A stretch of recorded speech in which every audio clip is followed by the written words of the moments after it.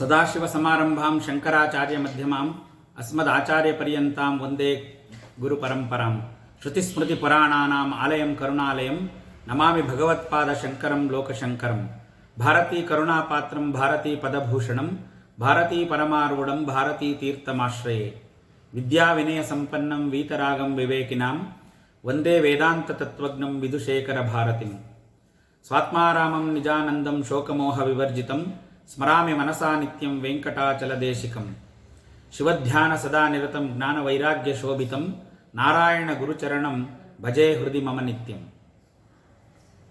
ಭಜೆ ಶ್ರೀಚಕ್ರಮಧ್ಯಸ್ಥಾಂ ದಕ್ಷಿಣೋತ್ತರಯೋಃ ಸದಾ ಶ್ಯಾಮಾವಾರ್ತಾಳಿ ಸಂಸೇವ್ಯಾಂ ಭವಾನೀಂ ಲಲಿತಾಂಬಿಕಾಂ ಶ್ರೀಮಾತ್ರೇ ನಮಃ ಶ್ರೀಮಾತ್ರೇ ನಮಃ ಶ್ರೀಮಾತ್ರೇ ನಮಃ ವಶಿನ್ಯಾದಿವಾಗ್ದೇವತಾಯೇ ನಮಃ. ಎಲ್ಲರಿಗೂ ನಮಸ್ಕಾರ. ಶ್ರೀ ಲಲಿತಾ ಸಹಸ್ರನಾಮ ಸ್ತೋತ್ರ ಮಂತ್ರದ ಒಂದು ವಿಶೇಷವಾದ ಕಪರ್ದಿನಿ ಮಹಾವಿದ್ಯಾ ಮತ್ತು ಶ್ರೀ ಶಾರದಾ ಮಾತೆಯ ವರ್ಣನೆಯನ್ನು ನಿನ್ನೆ ದಿವಸ ನಾವು ನೋಡಿದ್ವಿ.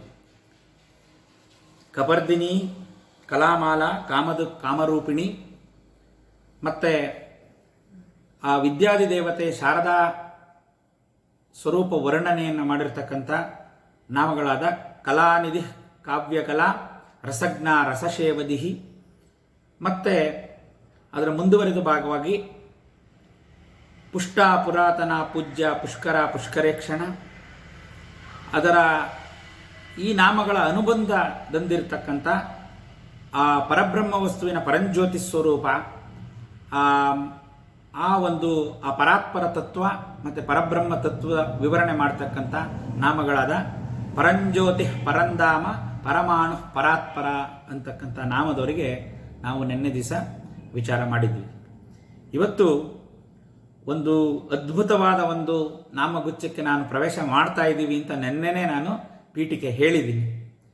ಅದು ಬಹಳ ಮುಖ್ಯವಾಗಿ ಈ ದುಷ್ಟಪ್ರಯೋಗ ನಿವಾರಣಾ ನಾಮಗಳನ್ನು ಹೊಂದಿರತಕ್ಕಂಥ, ಆ ದುಷ್ಟಪ್ರಯೋಗವನ್ನು ನಿವಾರಣೆ ಮಾಡ್ತಕ್ಕಂಥ ವಿಶೇಷ ನಾಮಗುಚ್ಛಕ್ಕೆ ಇವತ್ತು ನಾವು ಪ್ರವೇಶ ಮಾಡ್ತಾ ಇದ್ದೀವಿ.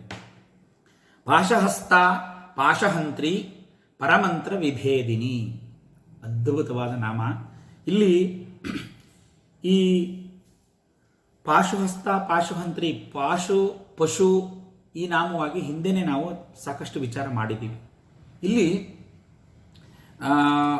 ಏನಪ್ಪ ಅಂತಂದರೆ ಆ ಪಶುತ್ವ ಯಾಕೆ ಬರುತ್ತೆ, ಪಶು ಅಂದರೆ ಏನು ಅಂತ ನಾವು ವಿಚಾರ ಮಾಡಿದ್ವಿ. ಇಲ್ಲಿ ಪಾಶಹಸ್ತ ಅಂದರೆ ಈಗ ಒಂದು ಕೈಯಲ್ಲಿ ಅಮ್ಮನವರ ರೂಪವರ್ಣನೆಯನ್ನು ನಾವು ಸ್ವಲ್ಪ ನೋಡಿದ್ರೆ, ಹಿಂದಕ್ಕೆ ಹೋದರೆ ಅಮ್ಮನವರ ರೂಪ ವೈಭವ ಬರ್ತಕ್ಕಂಥ ನಾಮಗಳನ್ನು ನೋಡಿದ್ರೆ ಅಮ್ಮ 4 ಕೈಗಳಲ್ಲಿ ಏನೇನು ಆಯುಧಗಳನ್ನು ಧರಿಸಿದ್ದಾರೆ ಅಂತ. ಒಂದು ಕೈಯಲ್ಲಿ ಪಾಶ, ಇನ್ನೊಂದು ಕೈಯಲ್ಲಿ ಅಂಕುಶ. ಆ ಪಾಶಾಂಕುಶಗಳನ್ನು ಧರಿಸಿದ್ದಾರೆ. ಅದು ರಾಗಸ್ವರೂಪ ಪಾಷಾಢ್ಯ ಕ್ರೋಧಾಕಾರಾಂಕುಶೋಜ್ವಲ ಅಂತ ಬಹಳ ಅದ್ಭುತವಾಗಿ ಅದರ ಹಿಂದೆ ಇರತಕ್ಕಂಥ ಆ 2 ಆಯುಧಗಳನ್ನು ಧರಿಸಿರ್ತಕ್ಕಂಥ ಒಂದು ತತ್ವಾರ್ಥ, ಅದರ ಹಿಂದುಗಡೆ ಇರತಕ್ಕಂಥ ಮೂಲ ತತ್ವ ಸ್ವರೂಪವನ್ನು ನಾವು ಅಲ್ಲಿ ರೂಪವೈಭವದಲ್ಲಿ ನೋಡಿದ್ವಿ. ಅಲ್ಲಿ ಪಾಶಹಸ್ತ, ಪಾಶಹಂತ್ರಿ ಅಂದರೆ ಪಾಶಹಸ್ತ ಅಂದರೆ ಆ ಪಾಶವನ್ನು ಅಲ್ಲಿ ಕೈಯಲ್ಲಿ ಧರಿಸಿದಾಳೆ ಅಂತ. ಪಾಶಹಸ್ತ, ಆ ಪಾಶ ಯಾವುದು? ರಾಗಸ್ವರೂಪ ಪಾಷಾಢ್ಯ ಅಂತ. ನಮ್ಮಲ್ಲಿರ್ತಕ್ಕಂಥ ರಾಗದ್ವೇಷಗಳು ಏನಿದೆ, ಆ ರಾಗದ್ವೇಷಗಳು ಅದು ಅದರ ಮೇಲೆ ನಮ್ಮ ಹತೋಟಿ ಇರಬೇಕು. ಯಾಕೆಂದರೆ ಆ ರಾಗ ವೈರಾಗ್ಯ ಬರಬೇಕು ನಮಗೆ. ಅಂದರೆ ಅನುರಾಗ ಇದ್ದರೆ, ಅನುರಾಗ ನಮ್ಮನ್ನು ಪ್ರಪಂಚದ ಕಡೆಗೆ ಎಳೆಯುತ್ತೆ. ವಿರಾಗ, ವೈರಾಗ್ಯ ಬಂದುಬಿಟ್ಟು ನಮ್ಮನ್ನು ಪರಬ್ರಹ್ಮ ತತ್ವದ ಕಡೆಗೆ ಎಳೆಯುತ್ತೆ. ಈಗ ಅಮ್ಮನವರು ನಮಗೆ ಅನುಸಂಧಾನ ಮಾಡಬೇಕು ಅಂದರೆ ನಾವು ವೈರಾಗ್ಯಕ್ಕೆ ಹೋಗಬೇಕು. ಹಾಗಾಗಿ ಆ ವೈರಾಗ್ಯಕ್ಕೆ ಹೋಗಬೇಕು ಅಂತಂದರೆ ಆ ರಾಗಕ್ಕೆಲ್ಲ ಒಂದು ಪಾಶ ಹಾಕಿ ನಾವು ಆ ರಾಗವನ್ನು ನಮ್ಮಲ್ಲಿ ನಿಯಂತ್ರಿಸ್ಕೋಬೇಕು. ಹಾಗಾಗಿ ಆ ರಾಗವನ್ನು ನಿಯಂತ್ರಣೆ ಮಾಡ್ತಕ್ಕಂಥ ಒಂದು ಉದ್ದೇಶದಿಂದ ಪಾಶಹಸ್ತ ಅಂತಂದರೆ ಅಮ್ಮನವರು ಒಂದು ಕೈಲಿ ಪಾಶವನ್ನು ಧರಿಸಿದ್ದಾರೆ. ಆಯಿತಾ? ಪಾಶಹಸ್ತ, ಪಾಶಹಂತ್ರಿ. ಪಾಶಹಂತ್ರಿ ಅಂತಂದರೆ ಇಲ್ಲಿ ಈ ಪ್ರಪಂಚವನ್ನು ನಡೆಸಲಿಕ್ಕೆ ಒಂದು ಸೂತ್ರ ಬೇಕು. ಈಗ ನಾವು ಪಶುಗಳನ್ನು ಹೆಂಗೆ ನಿಯಂತ್ರಣ ಮಾಡ್ತೀವಿ? ಪಶುಗಳನ್ನು ಹೆಂಗೆ ನಿಯಂತ್ರಣ ಮಾಡ್ತೀವಿ ಅಂತಂದರೆ ಆ ಪಶುಗಳಿಗೆ ಪಾಶದಿಂದ ಬಂಧಿಸ್ತೀವಿ. ಹಾಗಾಗಿ ಯಾಕೆ ಅಂತಂದರೆ ಅವಕ್ಕೆ ಒಂದು ಸ್ವತಂತ್ರವಾದ ಒಂದು ಬುದ್ಧಿಮತ್ತೆ ಇರಲ್ಲ ಅಂಥೇಳಿ ಪಶುಗಳನ್ನು ಪಾಶದಿಂದ ಬಂಧಿಸ್ತೀವಿ. ಪಾಶದ ಅಂದರೆ ಒಂದು ಹಸು ಆಗಲಿ ದನ ಆಗಲಿ ನಮ್ಮ ಪೆಟ್ ಅನಿಮಲ್ಸ್ ಏನಿದೆ ಅದಕ್ಕೆ ಒಂದು ಹಗ್ಗ ಹಾಕಿ ಕಟ್ತೀವಿ. ಯಾಕೆಂದರೆ ನಮ್ಮ ಹಿಡಿತಾರೆ, ಒಂದು ನಾಯಿನೂ ಹಿಡ್ಕೊಂಡು ಹೋಗ್ಬೇಕಾದ್ರೆ ಅದಕ್ಕೊಂದು ಚೈನೋ ಹಗ್ಗನ ಹಾಕ್ಬಿಟ್ಟು ಕಟ್ತೀವಿ. ಯಾಕೆಂದರೆ ಒಂದು ನಿಯಂತ್ರಣದಲ್ಲಿರಲಿ ಅಂತ. ಅವು ಸ್ವೇಚ್ಛೆಯಾಗಿ ಬಿಟ್ಟುಬಿಟ್ರೆ ಅವಕ್ಕೆ ಕಷ್ಟ ಅಂತ. ಹಾಗಾಗಿ ಇಲ್ಲಿ ಪ್ರಪಂಚ ನಿರ್ಮಾಣ ಮಾಡಿದ್ರು ಇಡೀ ಪ್ರಪಂಚವನ್ನು ಸ್ವೇಚ್ಛೆಯಾಗಿ ಅಮ್ಮನವರು ಬಿಟ್ಟಿಲ್ಲ. ಅದನ್ನು ಒಂದು ತನ್ನ ನಿಯಂತ್ರಣದಲ್ಲಿ ಇಟ್ಕೊಂಡಿದ್ದಾರೆ. ಆ ನಿಯಂತ್ರಣಕ್ಕೆ ಇಡಬೇಕು ಅಂತಂದರೆ ಅದಕ್ಕೊಂದು ಪಾಶ ಹಾಕಿ ಅದನ್ನು ಕಟ್ಟಬೇಕು. ಆಯಿತಾ? ಅದನ್ನು ಯಾವ ರೀತಿ ಪಾಶದಲ್ಲಿ ಕಟ್ಟಿದ್ದಾರೆ ಅಂದರೆ ಈ ರಾಗ ಅನುರಾಗಗಳು ನಮ್ಮಲ್ಲಿದೆ.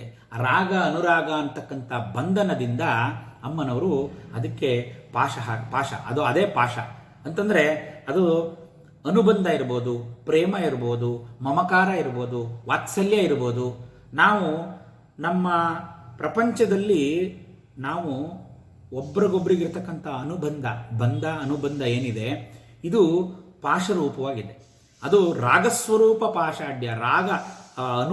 ರಾಗ ಇದೆಯಲ್ಲ, ಆ ರಾಗಗಳೇ ಪಾಶಗಳಾಗಿ ಪ್ರಪಂಚವನ್ನು ನಿಯಂತ್ರಣ. ಅಂದರೆ ಅಮ್ಮನವರ ಮಾಯೆಯನ್ನು ವಿಚಾರ ಮಾಡಿದ್ವಿ ನಾವು. ಆ ಮಾಯೆ ಅಂದರೆ ಈ ಪಾಶಾರೂಪವಾಗಿ, ಮೋಹ ರೂಪವಾಗಿ ಪ್ರಪಂಚವನ್ನು ಪ್ರೀತಿ ರೂಪವಾಗಿ, ವಾತ್ಸಲ್ಯ ರೂಪವಾಗಿ ಯಾವುದಾದ್ರೂ ಒಂದು ರೀತಿಯಲ್ಲಿ ಆ ಪ್ರಪಂಚವನ್ನು ಬಂಧಿಸಿ ಇಟ್ಕೊಂಡಿದೆ. ಒಂದಕ್ಕೊಂದು ಬಂಧ ಇದೆ ಅಂತ. ಆ ರೀತಿ ನಾವೆಲ್ಲ ಸ್ವತಂತ್ರರು ಅಂತ ಹೇಳುವಾಗಿಲ್ಲ. ಸ್ವತಂತ್ರ ಆ ತಾಯಿ ಮಾತ್ರ. ನಾವೆಲ್ಲ ಪಾಶಬದ್ಧರೆ. ಆಯಿತಾ? ಅಮ್ಮನವರೇ ಪಾಶ ಹಾಕಿದ್ದಾರೆ. ಆಮೇಲೆ ಪಾಶಹಸ್ತ, ಕೈಯಲ್ಲಿ ಪಾಶ ಹಿಡ್ಕೊಂಡಿದ್ದಾರೆ. ಪಾಶಹಂತ್ರಿ, ಈ ಯಾವಾಗ ನಮ್ಮನ್ನು ಪಾಶ ಹಾಕಿ ನಮ್ಮನ್ನು ಬಂಧಿಸಬೇಕು, ಯಾವುದರಿಂದ ಬಂಧಿಸಬೇಕು, ಮತ್ತು ಯಾವಾಗ ನಮ್ಮ ಪಾಶವನ್ನು ತೆಗಿಬೇಕು. ಈಗ ಏನು ಮಾಡ್ತೀವಿ, ಆ ಒಂದು ಪ್ರಾಣಿಗಳೇ ಇರ್ಬೋದು, ಒಂದು ನಾಯಿ ಅಥವಾ ಹಸು ಇತ್ಯಾದಿ ಪ್ರಾಣಿಗಳನ್ನು ಬಿಗಿನಿಂಗಲ್ಲಿ ಅಂದರೆ ಹೊಸ್ತರಲ್ಲಿ ಅವಕ್ಕೆ ನಮ್ಮ ಬಳಕೆ ಆಗುವವರೆಗೂ ಅದಕ್ಕೆ ಒಂದು ದಾರ ಕಟ್ತೀವಿ, ಹಗ್ಗ ಹಾಕಿ ಕಟ್ಟಿ ಹಿಡ್ಕೊಂಡು ನಿಯಂತ್ರಣದಲ್ಲಿ ಇಟ್ಕೊಂಡು ಕರ್ಕೊಂಡು ಹೋಗ್ತೀವಿ.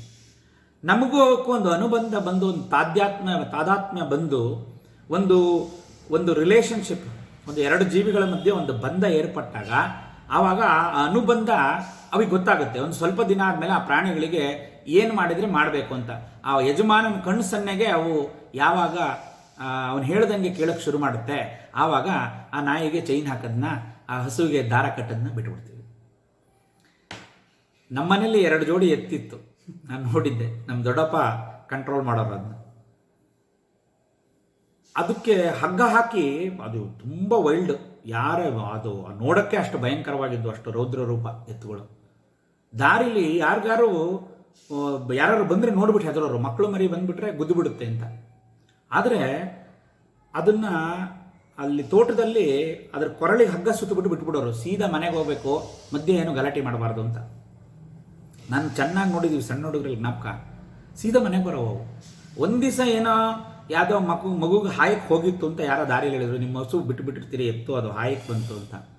ಮನೆಗೆ ಬಂದುಬಿಟ್ಟು ಕೋಲ್ ತಗೊಂಡು 2 ಹೊಡೆದಿದ್ರು. ನಾಳೆ ದಿವಸ ಸಣ್ಣ ಮಕ್ಕಳು ಹುಷಾರಾಗಿ ಬರ್ಬೇಕು ನೀನು ಅಂತ ಒಳ್ಳೆ ಮನುಷ್ಯರ ಮಾತಾಡ್ದಂಗೆ ಮಾತಾಡೋರು. ಅವು ಕೇಳೋವು. ಅಲ್ಲಿ ಕೊರಳಿಗೆ ದಾರ ಬಿಟ್ಬಿಟ್ರೆ ಸೀದಾ ಮನೆಗೆ ಬಂದ್ಬಿಟ್ಟು ದೊಡ್ಡ ಹಿಂದ್ಗಡೆ ನಿಂತ್ಕೊಳ್ಳೋವು. ಅಂದರೆ ಹಗ್ಗ ಹಿಡಿದು ಕಟ್ಟಿ ತಗೊಂಬರ್ತಿದ್ವಿ. ಪಶುಗಳನ್ನು ಯಾವಾಗ ಬಿಡ್ತೀವಿ ಅಂದರೆ ಅವು ನಾವು ಹೇಳ್ದಾಗ ಕೇಳಕ್ಕೆ ಶುರು ಮಾಡಿದಾಗ ನಮ್ಮ ಬಗ್ಗೆ ಅವಿಗೆ ಗೊತ್ತಾಗಿ ನಮ್ಮ ಒಂದು ಮನೋಭಿಲಾಷೆಯಂತೆ ಅವು ವರ್ತಿಸೋಕ್ಕೆ ಶುರು ಮಾಡಿದಾಗ ಆ ಪಾಶನ ಅವ್ರನ್ನ ಬಿಟ್ಬಿಡ್ತೀವಿ. ನಾಯಿಗಳೇ ಆಗ್ತು, ನಾವು ಹೇಳ್ದಂಗೆ ಕೇಳುವಾಗ ಕೆಲವರು ಬಿಟ್ಬಿಡ್ತಾರೆ ನಾಯಿನ ಫ್ರೀಯಾಗಿ. ಫಸ್ಟಿಗೆ ದಾರ ಹಾಕೊಂಡು ಹಿಡ್ಕೊಂಡಿರ್ತಾರೆ, ಆಮೇಲೆ ಅದನ್ನು ಬಿಡ್ತಾರೆ. ಅದೇ ರೀತಿ ಇಲ್ಲಿ ಪಾಶಹಸ್ತ ಪಾಶಹಂತ್ರಿ ನಾಮ ಯಾವಾಗ ಅಂದರೆ ನಾವು ರಾಗ ಅನುರಾಗಗಳಿಗೆ ಮೋಹವನ್ನು ಇಟ್ಕೊಂಡು ಪ್ರಪಂಚದಲ್ಲಿ ವ್ಯವಹಾರ ಮಾಡುವವರೆಗೂ ನಾವು ಪಾಶಬದ್ಧರು. ಅಮ್ಮ ಪಾಶ ಹಾಕಿ ಇಟ್ಕೊಂಡಿರ್ತಾರೆ, ಅಮ್ಮನ ಪಾಶದಲ್ಲಿರ್ತೀವಿ ನಾವು. ಯಾವಾಗ ನಾವು ಅಮ್ಮನ ಕಡೆ ತಿರುಕತ್ತೀವಿ, ಭಕ್ತಿ ಭಾವದಿಂದ ಒಂದು ಉಪಾಸನೆಯ ಮೂಲಕ ಆ ಅಮ್ಮನನ್ನು ಹೊಂದಿ ಅವಳ ಕೃಪೆಗೆ ಪಾತ್ರರಾಗ್ತೀವಿ, ಯಾವಾಗ ಅವಳಿಗೂ ನಮಗೊಂದು ಅನುಬಂಧ ಏರ್ಪಡುತ್ತೆ, ಆವಾಗ ನಮ್ಮ ಪಾಶನೆಲ್ಲ ಬಿಚ್ಚಿಬಿಡ್ತಾರೆ. ಪಾಶ ಬಿಚ್ಚಿದ ತಕ್ಷಣ ನಮಗೆ ಮೋಕ್ಷವನ್ನು ಕರುಣಿಸ್ತಾಳೆ ಅಂತ. ಇಲ್ಲಿ ಪಾಶಹಸ್ತ ಪಾಶಹಂತ್ರಿ ಅಂತಂದರೆ ಎಲ್ಲಿವರೆಗೆ ನಾವು ಪಾಶಬದ್ಧರಾಗಿರ್ತೀವಿ, ಅಲ್ಲಿ ಕರ್ಮಬದ್ಧವಾಗಿರ್ತೀವಿ, ಆವಾಗ ನಾವು ಆ ಕರ್ಮಬದ್ಧವಾಗಿದ್ದಾಗ ಸಂಸಾರ ಚಕ್ರದಲ್ಲಿ ಪಾಶಬದ್ಧರಾಗಿ ಆ ಸಂಸಾರ ಚಕ್ರದಲ್ಲಿ ತಿರುಗ್ತಾ ಇರ್ತೀವಿ. ಯಾವಾಗ ಕರ್ಮ ಎಲ್ಲ ಕರ್ಮಕ್ಷಲನ ಆಗುತ್ತೆ, ಆವಾಗ ನಮ್ಮನ್ನು ಪಾಶದಿಂದ ಬಿಡಿಸ್ತಾರೆ. ಪಾಶದಿಂದ ಬಿಟ್ಟ ತಕ್ಷಣ ಆ ಜನನ ಮರಣ ಚಕ್ರದಿಂದ ಹೊರಗಡೆ ಬಂದು ಮುಕ್ತಿ ಅಥವಾ ಮೋಕ್ಷಕ್ಕೆ ಹೊಂದ್ತೀವಿ ಅನ್ನುವಂಥ ಅರ್ಥ ಕೊಡುತ್ತೆ ಇಲ್ಲಿ ಪಾಶಹಸ್ತ ಪಾಶಹಂತ್ರಿ ಅಂತ. ಇದಕ್ಕೊಂದು ಇನ್ನೊಂದು ಅಂದರೆ ಆ ಪಾಪ ನಿವಾರಣೆ, ಪಾಪಹಂತ್ರಿ ಅಂದರೆ ಪಾಪ ನಿವಾರಣೆ ಮಾಡ್ತಕ್ಕಂಥವಳು ಅಂತ. ಆ ಅನಿರುದ್ಧನಿಗೆ ಇರ್ತಕ್ಕಂಥ ನಾಗಪಾಶವನ್ನು ಬಿಡಿಸಿಲ್ಲ ಅಂತ. ಈ ಥರ ಅನೇಕ ನಾವು ಪೌರಾಣಿಕ ಹಿನ್ನೆಲೆಯಲ್ಲಿ ಬೇಕಾದಷ್ಟು ಅರ್ಥ ಮಾಡ್ಬೋದು. ಆದರೆ ಇದು ಪರಮಾರ್ಥನ ನಾವು ನೋಡಬೇಕು ಅಂತಂದರೆ ಇದಕ್ಕೆ ಇನ್ನೊಂದು ಉದಾಹರಣೆ ಹೇಳ್ಬೋದು. ನಮಗೇನೋ ಒಂದು ಗಾಯ ಆಗುತ್ತೆ, ಮೂಳೆ ಮುರಿದೋಗುತ್ತೆ, ಡಾಕ್ಟ್ರ್ ಹತ್ರ ಹೋಗ್ತೀವಿ. ಆವಾಗ ಏನು ಮಾಡ್ತಾರೆ, ಅದಕ್ಕೆ ಎಲ್ಲ ಹೊಲಿಗೆ ಎಲ್ಲ ತುಂಬ ಏನಾಗಿದೆ ಅಂತ ಹೊಲಿಗೆ ಹಾಕ್ತಾರೆ, ಅದಕ್ಕೊಂದು ಬ್ಯಾಂಡೇಜ್ ಹಾಕ್ತಾರೆ. ಅಥವಾ ಮೂಳೆ ಮುರಿದೋಗುತ್ತೆ, ಆ ಮೂಳೆ ಮುರಿದೋಗಿರೋದಕ್ಕೆ ಒಂದು ಪ್ಲಾಸ್ಟರ್ ಆಫ್ ಪ್ಯಾರಿಸ್ ಬ್ಯಾಂಡೇಜ್ ಹಾಕ್ತಾರೆ. ಇದು 21 ದಿವಸ ಇರಬೇಕು ಅಂತಾರೆ. ಯಾಕೆಂದರೆ ಅಲ್ಲಿ ಒಳಗಡೆ ಮೂಳೆ ಕೂಡಬೇಕು, ಅಲ್ಲಿ ಒಳಗಡೆ ಇರ್ತಕ್ಕಂಥ ಚರ್ಮ ಕೂಡಬೇಕು, ಅಲ್ಲಿರೋ ಮಾಂಸ ಕೂಡಬೇಕು. ಕೂಡಿದ್ಮೇಲೆ ಡಾಕ್ಟ್ರೇ ಕರೆದುಬಿಟ್ಟು ಅದನ್ನು ಬಿಚ್ತಾರೆ, ಆ ಬ್ಯಾಂಡೇಜನ್ನು ಬಿಚ್ತಾರೆ. ಬ್ಯಾಂಡೇಜ್ ಹಾಕೋರು ಅವರೇ, ಬ್ಯಾಂಡೇಜ್ ಬಿಚ್ಚೋರು ಅವರೇ. ಬ್ಯಾಂಡೇಜ್ ಯಾಕೆ ಹಾಕ್ತಾರೆ ಅಂತ ನಮ್ಮ ಅನುಕೂಲಕ್ಕೆ ಹಾಕ್ತಾರೆ. ಬ್ಯಾಂಡೇಜ್ ಯಾಕೆ ಬಿಡ್ತಾರೆ ಅಂದರೆ ನಮ್ಮ ಅನುಕೂಲಕ್ಕೆ ಬಿಚ್ತಾರೆ ಅಲ್ವಾ. ಆ ಥರ ಒಂದು ಕೆಲಸವನ್ನು ಅಮ್ಮನವ್ರು ಮಾಡ್ತಾರೆ. ಪಾಶದಿಂದ ನಮ್ಮನ್ನು ಬಂಧಿಸೋಳು ಅವಳೇ, ಪಾಶದಿಂದ ನಮ್ಮನ್ನು ಮುಕ್ತ ಮಾಡೋಳು ಅವಳೇ. ಅದರಿಂದ ಪಾಶಹಸ್ತ ಪಾಶಹಂತ್ರಿ ಅಂತ ಅದ್ಭುತವಾದ ನಾಮ. ಇದರಲ್ಲಿ ಮೈತ್ರಾದಿ ವಾಸನಾ ಲಭ್ಯ, ಅಲ್ಲಿ ಯಾರನ್ನೂ ದ್ವೇಷಿಸಬಾರದು. ಆಗ ಬೇರೆಯವರನ್ನು ಅದು ಬೇರೆಯವರನ್ನು ಬಾಧಿಸದೇ ಇದ್ದಾಗ ಅಮ್ಮನವರು ಅಲ್ಲಿ ಪಾಶಹಸ್ತ ಪಾಶಹಂತ್ರಿ ಆದಮೇಲೆ ಪರಮಂತ್ರ ವಿಭೇದಿನಿ ಯಾಕೆ ಇಟ್ಟಿದ್ದಾರೆ ಅಂತಂದರೆ ಆ ಪರಮಂತ್ರ ವಿಭೇದಿನಿ ಅಂತ ಮುಂದಿನ ನಾಮ ಬರುತ್ತೆ. ಈ ಪಾಶಹಸ್ತ ಪಾಶಹಂತ್ರಿಗೂ ಪರಮಂತ್ರ ವಿಭೇದಿನಿಗೂ ಏನು ಸಂಬಂಧ ಅಂತ ಅಂದರೆ ಬೇರೆಯವರನ್ನು ಬಾಧಿಸಿದಾಗ ಅಮ್ಮನವರು ಪಾಶ ಹಾಕ್ತಾರೆ.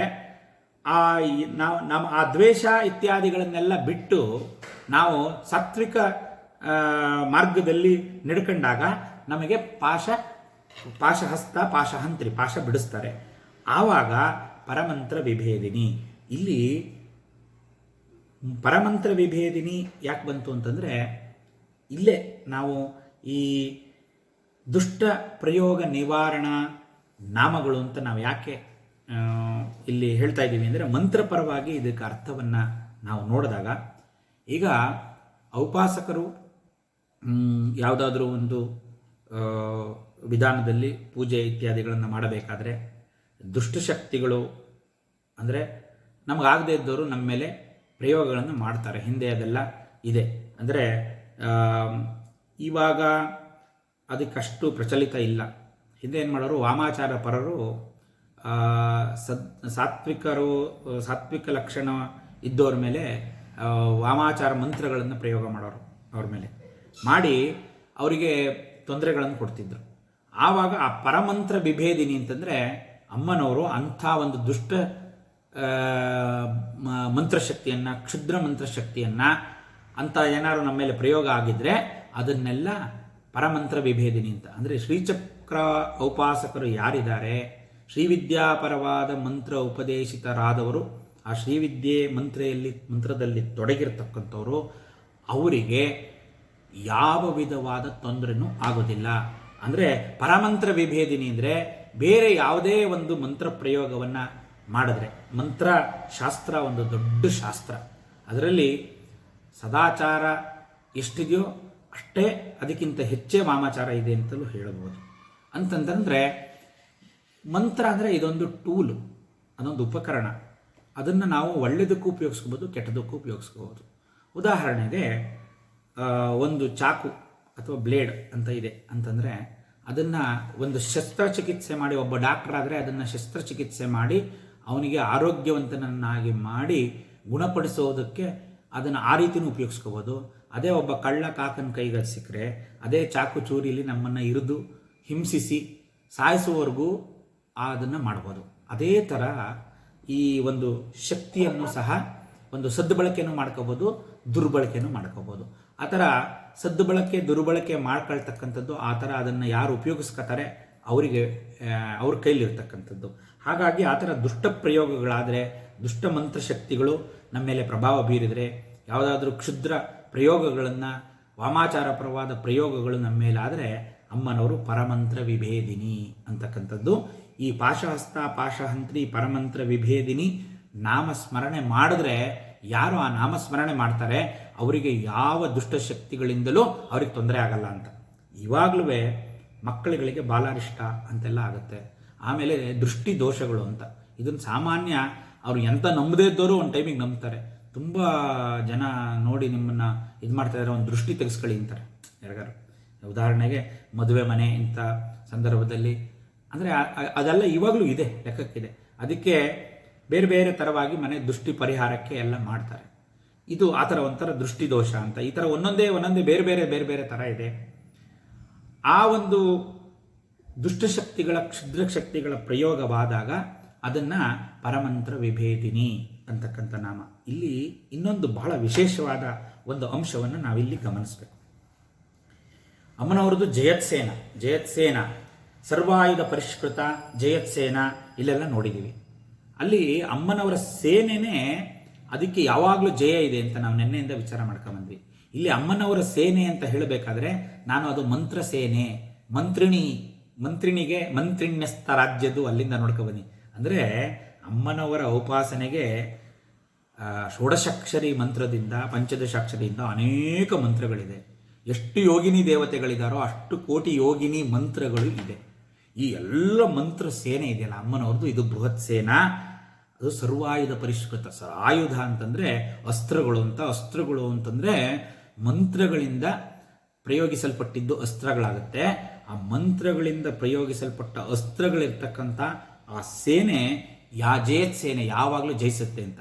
ಅದೇ ರೀತಿ ಆ ಅಮ್ಮನವರ ಮಂತ್ರ ಉಪದಿಷ್ಟರಾದ ಯಾರು ಇದ್ದರೆ ಅವರು ಆ ಪಡೆದಿರ್ತಕ್ಕಂಥ ಮಂತ್ರ ಅವರಿಗೆ ಒಂದು ರಕ್ಷಣೆಯನ್ನು ಕೊಡುತ್ತೆ, ಬೇರೆ ಮಂತ್ರಗಳನ್ನೆಲ್ಲ ಅದು ನಿರ್ಮೂಲನ ಮಾಡುತ್ತೆ ಅಂತ.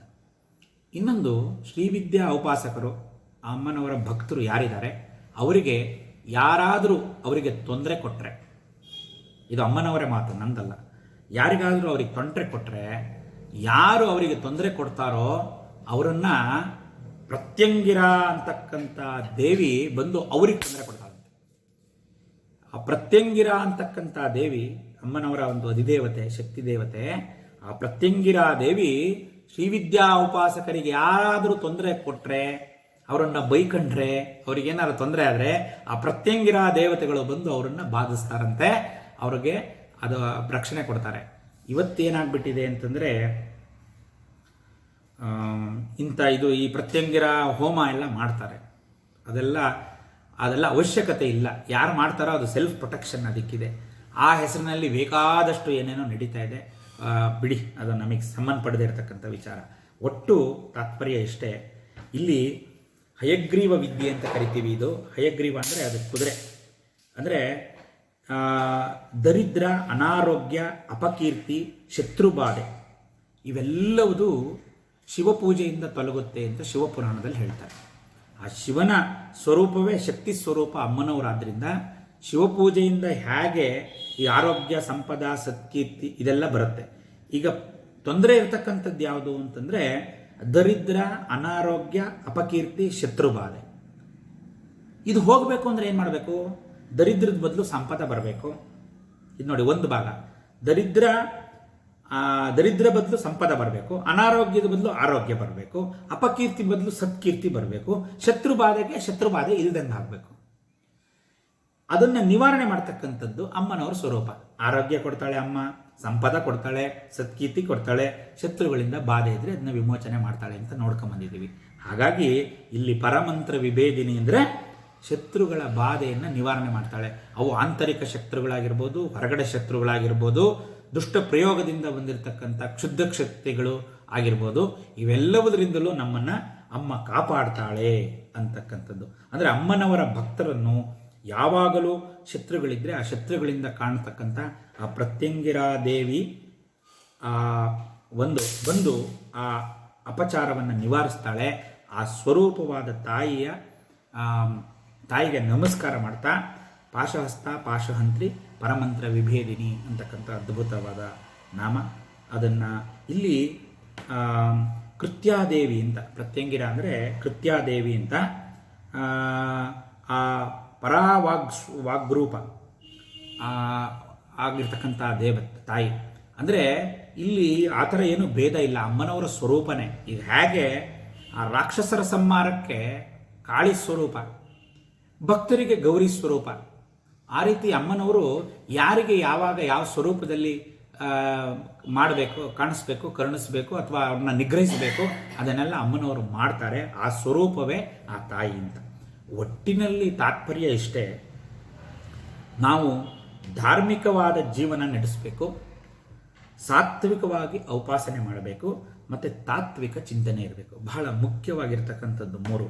ಧಾರ್ಮಿಕ ಜೀವನ ಅಂದರೆ ಪ್ರತಿಯೊಬ್ಬರು ಮನುಷ್ಯರು ಜೀವನ ಧಾರ್ಮಿಕವಾಗಿ ನಡೆಸಬೇಕು. ಧಾರ್ಮಿಕ ಜೀವನ, ಸಾತ್ವಿಕ ಉಪಾಸನೆ. ತಾಮಸ ರಾಜಸ ಉಪಾಸನೆಗಳು ಇದೆ, ಆದರೆ ನಾವು ಮಾಡಬೇಕಾಗಿರೋದು ಸಾತ್ವಿಕ ಉಪಾಸನ ಮತ್ತು ತಾತ್ವಿಕ ಚಿಂತನೆ. ಚಿಂತನೆಯಲ್ಲಿ ತತ್ವಪರವಾಗಿರಬೇಕು. ಯಾವಾಗಲೂ ಯಾವುದೇ ನಾಮದಲ್ಲೂ ನಾವು ಪರಮಾರ್ಥನೇ ನೋಡಬೇಕು. ಅದು ಬಿಟ್ಬಿಟ್ಟು ಅದರಲ್ಲಿರ್ತಕ್ಕಂಥ ರ್ಯಾಪರ್, ನಾನು ಮೊನ್ನೆ ದಿವಸ ವಿಚಾರ ಮಾಡ್ತಾ ಇದ್ವಿ, ಅದರೊಳಗಡೆ ಇರೋ ಗಿಫ್ಟಿಗೆ ಬೆಲೆನೇ ಹೊರತು ಅದಕ್ಕೆ ಮಿಣಿ ಮಿಂಚ್ತಾ ಇರೋ ಆಕರ್ಷಕವಾಗಿರ್ತಕ್ಕಂಥ ರ್ಯಾಪರಿಗೆ ಬೆಲೆ ಇಲ್ಲ. ಅದನ್ನು ಕಿತ್ತು ಆಚೆಗೆ ಹಾಕಬೇಕು. ಪ್ರಪಂಚ ವಿಚಾರದಲ್ಲೂ ಇದೇ ವಿಚಾರ ಮಾಡಿದ್ವಿ. ಹಾಗಾಗಿ ಈ ಮಂತ್ರವನ್ನು ವಿಭೇದಿಸ್ತಕ್ಕಂಥವಳು ಅಮ್ಮನವರ ಮಂತ್ರಗಳು ಏನಾದರೂ ಇದ್ದರೆ ನಾವು ಅದನ್ನು ಧರ್ಮ ಸಂರಕ್ಷಣೆಗಾಗಿ, ಶತ್ರುಗಳ ಸಂರಕ್ಷಣೆಗಾಗಿ, ದೇಶದ ಸಂರಕ್ಷಣೆಗಾಗಿ ಮಾತ್ರ ಬಳಸಬೇಕೇ ಹೊರತು ಅದನ್ನು ಯಾರೋ ಹಣಕ್ಕಾಗಿ ಇದಕ್ಕಾಗಿ ಇಂಥ ಎಲ್ಲ ಪ್ರಯೋಗಗಳು, ಹೋಮಗಳು ಇತ್ಯಾದಿಗಳನ್ನೆಲ್ಲ ನಾವು ದುರ್ಬಳಕೆ ಮಾಡ್ಕೋಬಾರ್ದು ಅಂತಕ್ಕಂಥದ್ದು. ಇಲ್ಲಿ ಇಂದ್ರಜಿತುನು ಯಾಗ ಮಾಡಬೇಕಾದ್ರೆ ರಾಮಾಯಣದಲ್ಲಿ ಬರುತ್ತೆ. ಅವಳು ನಿಕುಂಬಳ ಯಾಗ ಅಂತ ಮಾಡ್ತಾನೆ, ಕ್ಷುದ್ರೋಪಾಸನೆ, ಅವನು ಮಹಾಮಾಂತ್ರಿಕ. ರಾಮಚಂದ್ರ ಮೂರ್ತಿ ಶ್ರೀರಾಮ ಅವನೇನಾದರೂ ಆ ನಿಕುಂಬಳ ಯಾಗವನ್ನು ಮಾಡಿದರೆ ಇಂದ್ರಜಿತುನ ಯಾರು ಗೆಲ್ಲಕ್ಕಾಗ್ತಿರ್ಲಿಲ್ಲ, ಕ್ಷುದ್ರೋಪಾಸನೆ. ಆದರೆ ಅದನ್ನು ನಿಗ್ರಹ ಮಾಡಬೇಕಾದ್ರೆ ಲಕ್ಷ್ಮಣ ಆಂಜನೇಯ ಅವರೆಲ್ಲ ಹೋಗಿ ಅವನೊಂದು ಯಾಗ, ವಿಭೀಷಣ ಹೇಳ್ತಾನೆ, ಅವನೇನಾದರೂ ಅವ್ನು ನಿಕುಂಬಳ ಯಾಗ ಮಾಡಿದ್ರೆ ಅವನನ್ನು ಯಾರೂ ಜಯಿಸೋಕ್ಕಾಗೋದಿಲ್ಲ ಅಂತ. ಆ ಸಂದರ್ಭದಲ್ಲಿ ರಾಮನ ಅನುಮತಿ ತಗೊಂಡು ಲಕ್ಷ್ಮಣ ಮತ್ತು ಹನುಮಂತ ಸೈನ್ಯ ತಗೊಂಡು ಹೋಗ್ತಾರೆ. ಅವನು ಎಲ್ಲಿ ಯಾಗ ಮಾಡ್ತಾ ಇರ್ತಾನೆ ಅಲ್ಲಿ ಅದನ್ನು ಮಾಡಿ ಅವನ ಯಾಗ ಸಂಪೂರ್ಣ ಆಗಬಾರದು ಹಂಗೆ ಮಾಡ್ತಾರೆ. ಆ ಸಂದರ್ಭದಲ್ಲಿ ಆ ಒಂದು ಇಂದ್ರಜಿತುವಿನ ಮೇಲೆ ಐಂದ್ರಾಸ್ತ್ರವನ್ನು ಪ್ರಯೋಗ ಮಾಡ್ತಾನೆ ಲಕ್ಷ್ಮಣ. ಅದು ರಾಮಾಯಣದಲ್ಲಿ ಉಲ್ಲೇಖ ಇದೆ. ಐಂದ್ರಾಸ್ತ್ರ ಅಂದರೆ ಅದು ಅಸ್ತ್ರ ಅಂದರೆ ಅದೇನು ಒಂದು ಬಿಲ್ಲು ಬಾಣದಲ್ಲಿ ಜೋರ ಹೊಡೆಯೋದಲ್ಲ. ಆ ಅಸ್ತ್ರ ಅಂತಂದರೆ ಮಂತ್ರಪೂರಿತವಾಗಿ ಪ್ರಯೋಗ ಮಾಡ್ತಕ್ಕಂಥದ್ದು ಅಂತ. ಐಂದ್ರಾಸ್ತ್ರ ಅಂದರೆ ಇಷ್ಟೇ, ಅಲ್ಲಿ ಪರಮಂತ್ರ ವಿಭೇದನ ಮಂತ್ರ, ಅದರ ರಹಸ್ಯ ಅದು. ಅವನು ಪರಮಂತ್ರ, ಅವನು ಯಾವುದೋ ಕ್ಷುದ್ರ ಮಂತ್ರ ಮಾಡ್ತಾ ಇದ್ದಾನೆ ಉಪಾಸನೆ. ಹಾಗಾಗಿ ಆ ಪರಮಂತ್ರ ವಿಭೇದನ ಅಂದರೆ ಅರ್ಥ ಅಲ್ಲಿ ಐಂದ್ರಾಸ್ತ್ರವನ್ನು ಉಪಯೋಗಿಸ್ತಾ ಅಂತ ರಾಮಾಯಣದಲ್ಲಿ ವರ್ಣನೆ ಇದೆ. ಆ ರೀತಿ ಅದನ್ನು ಉಪಯೋಗ ಮಾಡ್ತಾನೆ. ಇದರ ಒಟ್ಟು ತಾತ್ವಿಕ ಅರ್ಥ ಅಂದರೆ ಮಂತ್ರ ಅಂದರೆ ಮಂತ್ರ ಆಲೋಚನ, ಮಂತ್ರಿಣಿ ದೇವತೆಯಿಂದ ಬಂದಿರತಕ್ಕಂಥದ್ದು ಮಂತ್ರ.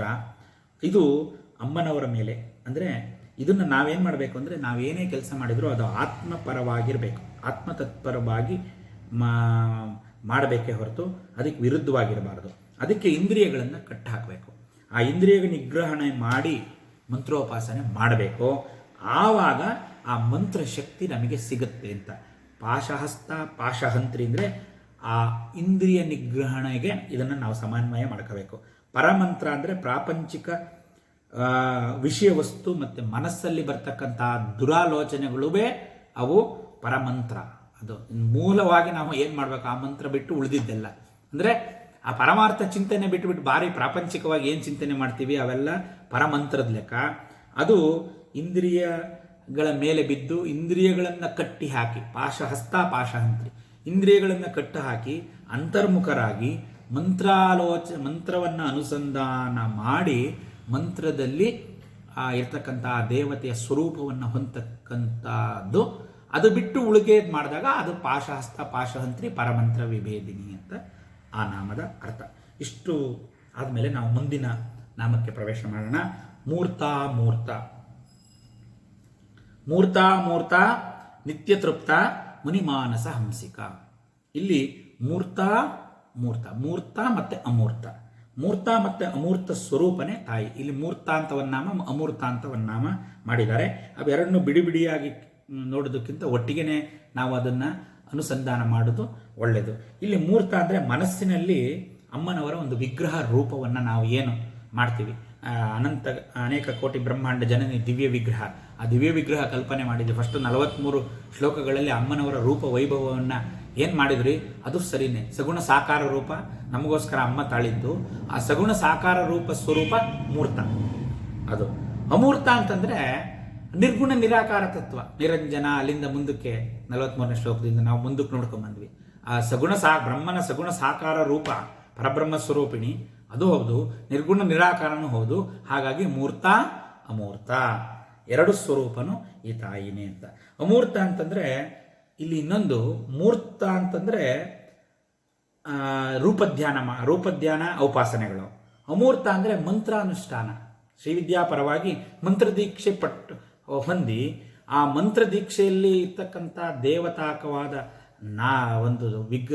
ಒಂದು ರೂಪವನ್ನು ಧ್ಯಾನದಲ್ಲಿ ಒಳಗಡೆ ನಾವು ಆ ರೂಪವನ್ನು ನಾವು ಧ್ಯಾನದಲ್ಲಿ ಇಟ್ಕೊಂಡು ಆ ಮಂತ್ರ ಅನುಸಂಧಾನ ಮಾಡ್ತಕ್ಕಂಥ ವಿಧಾನ ಏನಿದೆ ಅದು ಅಮೂರ್ತ.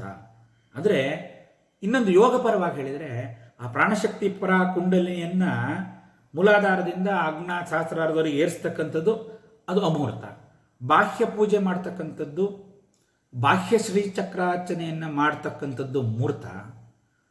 ಅಂತರ್ಯಾಗ ಮಾಡ್ಕೊಳ್ತಕ್ಕಂಥದ್ದು ಯೋಗ ಪರವಾಗಿರ್ತಕ್ಕಂಥದ್ದು. ಮತ್ತು ಆಂತರ್ಯದಲ್ಲಿ ನಮ್ಮ ಶರೀರವೇ ಶ್ರೀಚಕ್ರ ಅಂಥೇಳಿ ಆ ಶರೀರವನ್ನೇ ಶ್ರೀಚಕ್ರ ಮಾಡ್ತಕ್ಕಂಥ ಆಂತರಿಕ ಯೋಗ ಔಪಾಸನೆ ಅಮೂರ್ತ ಅಂತ.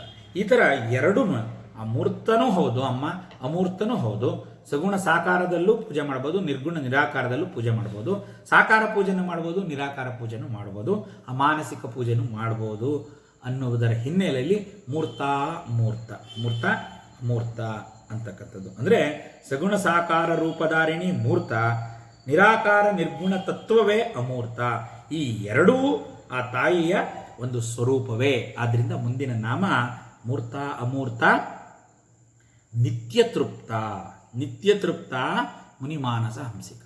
ಇಲ್ಲೊಂದು ಸ್ವಲ್ಪ ಕೆಲವರು ಅನಿತ್ಯ ತೃಪ್ತ ಮಾಡಿದ್ದಾರೆ. ಸರಿನೇ, ಅನಿತ್ಯ ತೃಪ್ತನೂ ಸರಿನೇ. ಯಾಕೆಂದರೆ ಅಲ್ಲಿ ನಿತ್ಯ ತೃಪ್ತ ಭಕ್ತನಿಧಿ ಮುನಿಮಾನಸ ಹಂಸಿಕ ಬಂತು. ಇಲ್ಲಿ ನಿತ್ಯ ತೃಪ್ತ ಮುನಿಮಾನಸ ಹಂಸಿಕ. ಅಲ್ಲಿ ಭಕ್ತ ಮಾನಸ ಹಂಸಿಕ, ಇಲ್ಲಿ ಮುನಿಮಾನಸ ಹಂಸಿಕ ಬಂತು. ಸ್ವಲ್ಪ ವಿಚಾರ ಮಾಡೋಣ.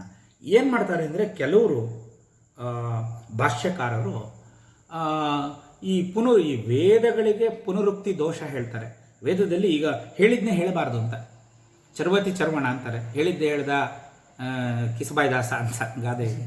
ಅಂದರೆ ಅದನ್ನು ಹೇಳಿದ್ನೇ ಹೇಳಬಾರ್ದು. ಪುನರುಕ್ತಿ ಅಂದರೆ ದೋಷ ಬರುತ್ತೆ, ಪುನರುಕ್ತಿ ದೋಷ ಅಂತ ಹೇಳುತ್ತೆ ವೇದದಲ್ಲಿ. ಯಾಕೆಂದರೆ ಹೇಳಿದ್ನೇ ಪರಪರ ಅದನ್ನೇ ತಿರುಗಿ ಅದನ್ನೇ ಹೇಳಬಾರ್ದು ಅಂತ. ಆದರೆ ಸಹಸ್ರನಾಮ ಸ್ತೋತ್ರಕ್ಕೆ ಅದು ಪುನರುಕ್ತಿ ದೋಷ ಅಂತ ಅನ್ಕೋಬಾರ್ದು. ಆದರೆ ಕೆಲವರು ಪಾಪ ಈ ಒಂದು ಭಾಷ್ಯಕಾರರು ಆ ಥರ ಅಂದ್ಕೊಂಡು ಅದು ಪುನರುಕ್ತಿ ಆಗಬಾರ್ದು. ಅಲ್ಲಿನೂ ಅಮೂರ್ತ ಬಂದಿದೆ, ಅಲ್ಲಿ ನಿತ್ಯ ತೃಪ್ತ ಬಂದಿದೆ, ಇಲ್ಲೂ ನಿತ್ಯ ತೃಪ್ತ ಬಂದಿದೆ ಅಂಥೇಳಿ ಅದಕ್ಕೆ ಇಲ್ಲಿ ಮೂರ್ತ ಅಲ್ಲಿ ಮೂರ್ತ ಇದೆ, ಆಕಾರ ಇದೆ.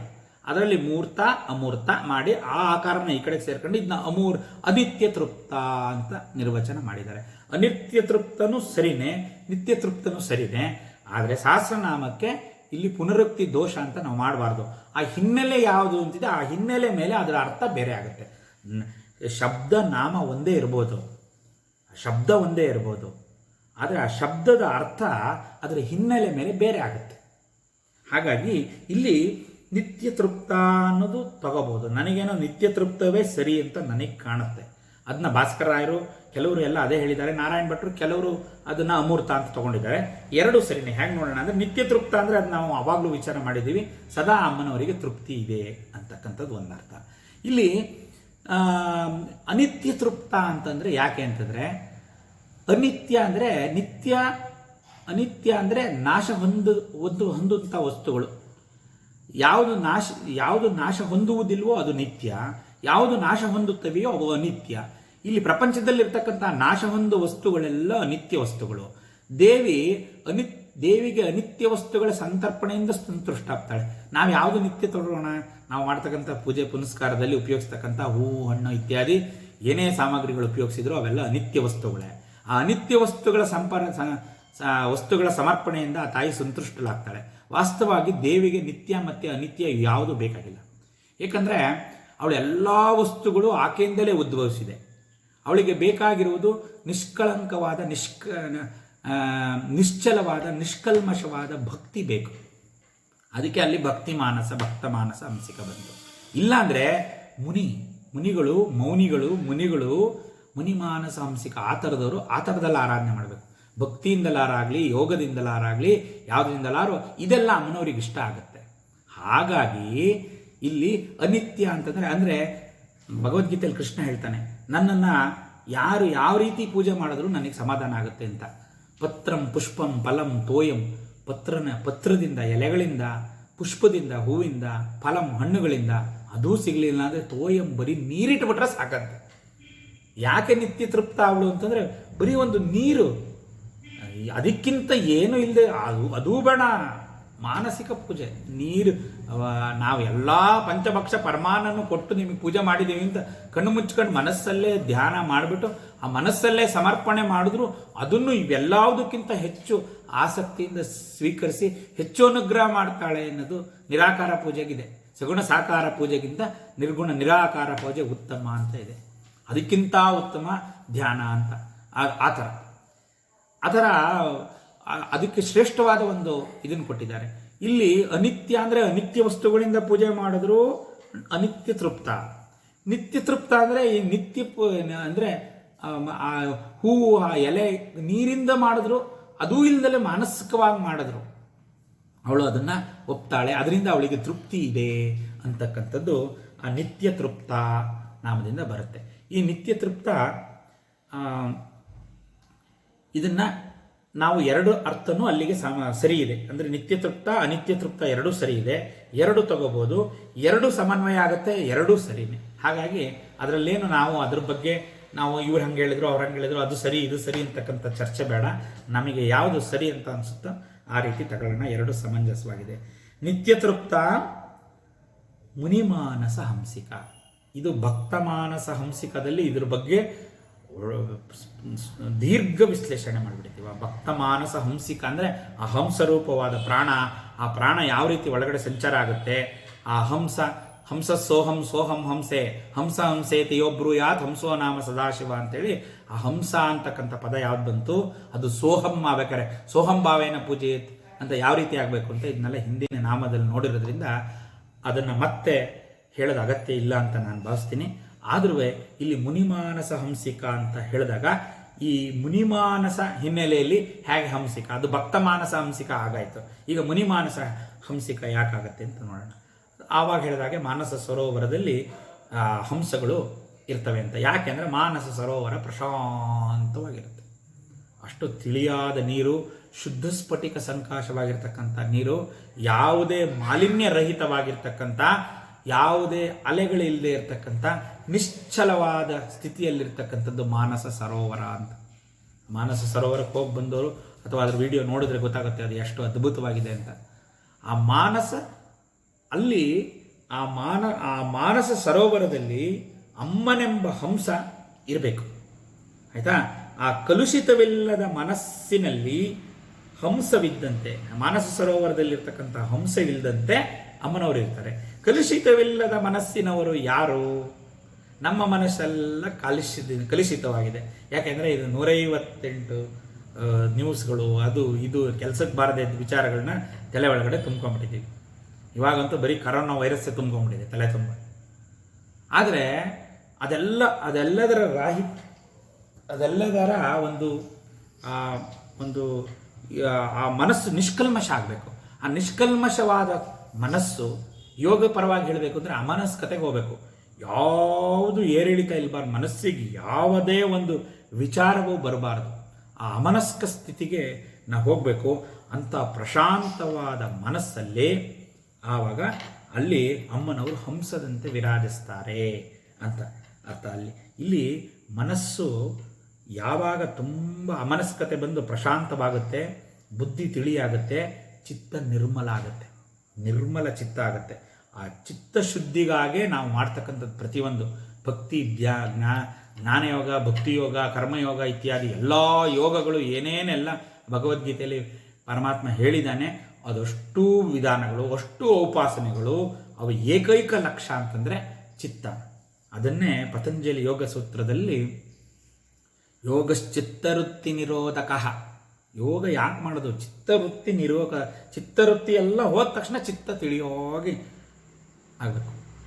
ವಿಮಲ ಚಿತ್ತ ಜಲಾಭಿಷೇಕೆ ಆರಾಧಯಾಮಿ ಮಣಿಸನ್ನಿಭಮಾತ್ಮಲಿಂಗಂ ಮಾಯಾಪುರಿ ಹೃದಯ ಪಂಕಜ ಸನ್ನಿಭಿಷ್ಟಂ ಶ್ರದ್ಧಾನದಿ ವಿಮಲ ಚಿತ್ತ ಜಲಾಭಿಷೇಕೆ ನಿತ್ಯಂ ಸಮಾಧಿ ಕುಸುಮೈ ನ ಪುನರ್ಭುವಾಯ. ಎಷ್ಟು ಅದ್ಭುತವಾಗಿ ಹೇಳಿದ್ದಾರೆ. ನಾವು ದೇವ್ರ ಪೂಜೆ ಸಗುಣ ಸಾಕಾರ ಪೂಜೆ ಮಾಡಬೇಕಾದ್ರೆ ಪ್ರತಿಯೊಬ್ಬರು ಅಭಿಷೇಕ ಮಾಡಬೇಕಾದ್ರೆ ಆ ದೇವತಾತ್ಮವಾದ ಆಹ್ವಾನಗಳನ್ನೆಲ್ಲ ಮಾಡ್ಕೊಂಡು ದೇವರನ್ನ ಇಟ್ಕೊಂಡು ಇನ್ನೇನು ಅಭಿಷೇಕ ಮಾಡಬೇಕು ಅಂದಾಗ ಈ ಮಂತ್ರ ಹೇಳ್ತೀವಿ. ಆರಾಧಯಾಮಿ ಮಣಿಸನ್ನಿಭಂ ಆತ್ಮಲಿಂಗಂ ಮಾಯಾಪುರಿ ಹೃದಯ ಪಂಕಜ ಸನ್ನಿವಿಷ್ಟಂ. ಮಣಿಸನ್ನಿಭ ಆತ್ಮಲಿಂಗ ಹೃದಯ ಪಂಕಜಲ್ಲಿದೆ, ಅದನ್ನೆಲ್ಲ ನಾವು ನೋಡಿದ್ದೀವಿ.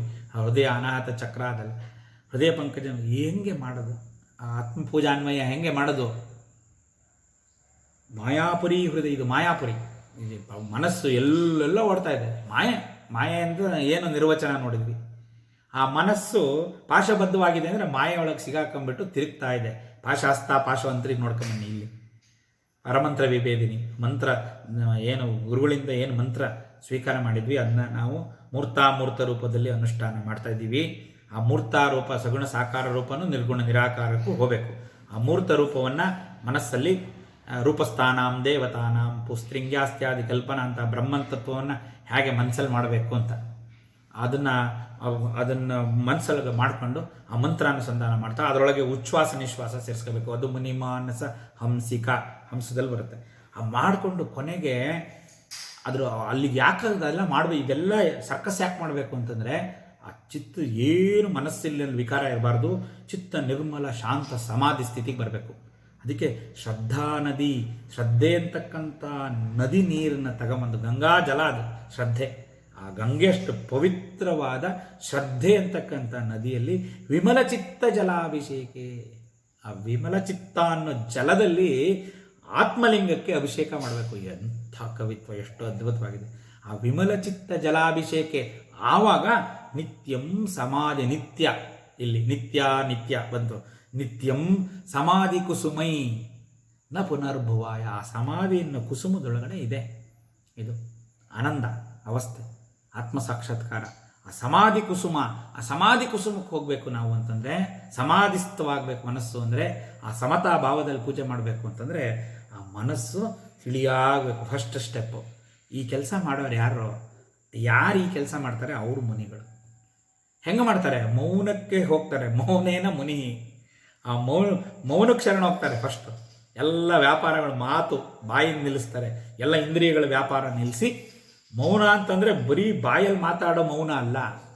ಬಾಯಿ ಪಂಚೇಂದ್ರಿಯಗಳಲ್ಲಿ ಒಂದು ಇಂದ್ರಿಯ, ಇನ್ನಷ್ಟು ಇಂದ್ರಿಯಗಳು ಮೌನ ಆಗಬೇಕು. ಕಣ್ಣು ಬಿಟ್ಟರು ಕಣ್ಣು ಕಾಣಬಾರ್ದು, ಕಣ್ಣಿಂದ ವ್ಯಾಪಾರ ಇರಬಾರ್ದು, ಕಿವಿ ಕೇಳಬಾರ್ದು, ಮೂಗಿಗೆ ಯಾವುದು ವಾಸನೆ ಬರಬಾರ್ದು, ಚರ್ಮಕ್ಕೇನು ಸ್ಪರ್ಶ ಬರಬಾರ್ದು. ಆ ರೀತಿ ಒಂದು ಕಡೆ ಕೂತ್ಕೋಬೇಕು. ಅದು ನಿಜವಾದ ಮೌನ. ಮೌನ ಅಂದರೆ ಬರೀ ಬಾಯಿಂದ ಒಂದಕ್ಕೆ ಅಂತ ಹೇಳಿದ್ದಾರೆ ಅಂತ ಯಾರು ತಿಳ್ಕೋಬಾರ್ದು.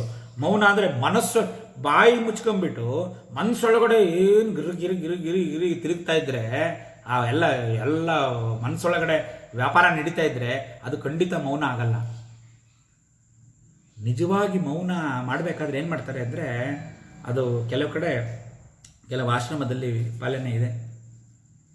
ಕಣ್ಣನ್ನು ಒಂದಿಷ್ಟು ದೂರದಿಂದ ಜಾಸ್ತಿ ನೋಡಬಾರ್ದು. ಇವತ್ತು ಏಕಾದಶಿ, ಅವತ್ತು ಮೌನ ಅಂತಂದರೆ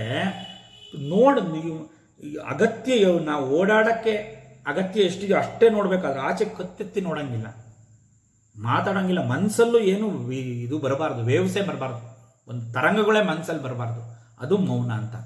ಅದನ್ನು ಆಚರಣೆ ಮಾಡ್ತಾರಲ್ಲ, ಕಾಯ ವಾಚ ಮನಸ, ಮನಸ್ಸಿನ ಮೌನ, ಬುದ್ಧಿಯ ಮೌನ, ಚಿತ್ತನೂ ಮೌನ ಅಂದರೆ ಅದು ಸಮಾಧಿ ಸ್ಥಿತಿ. ಚಿತ್ತನೂ ಮೌನ ಆಗಿಬಿಟ್ರೆ ಏನಿಲ್ಲ.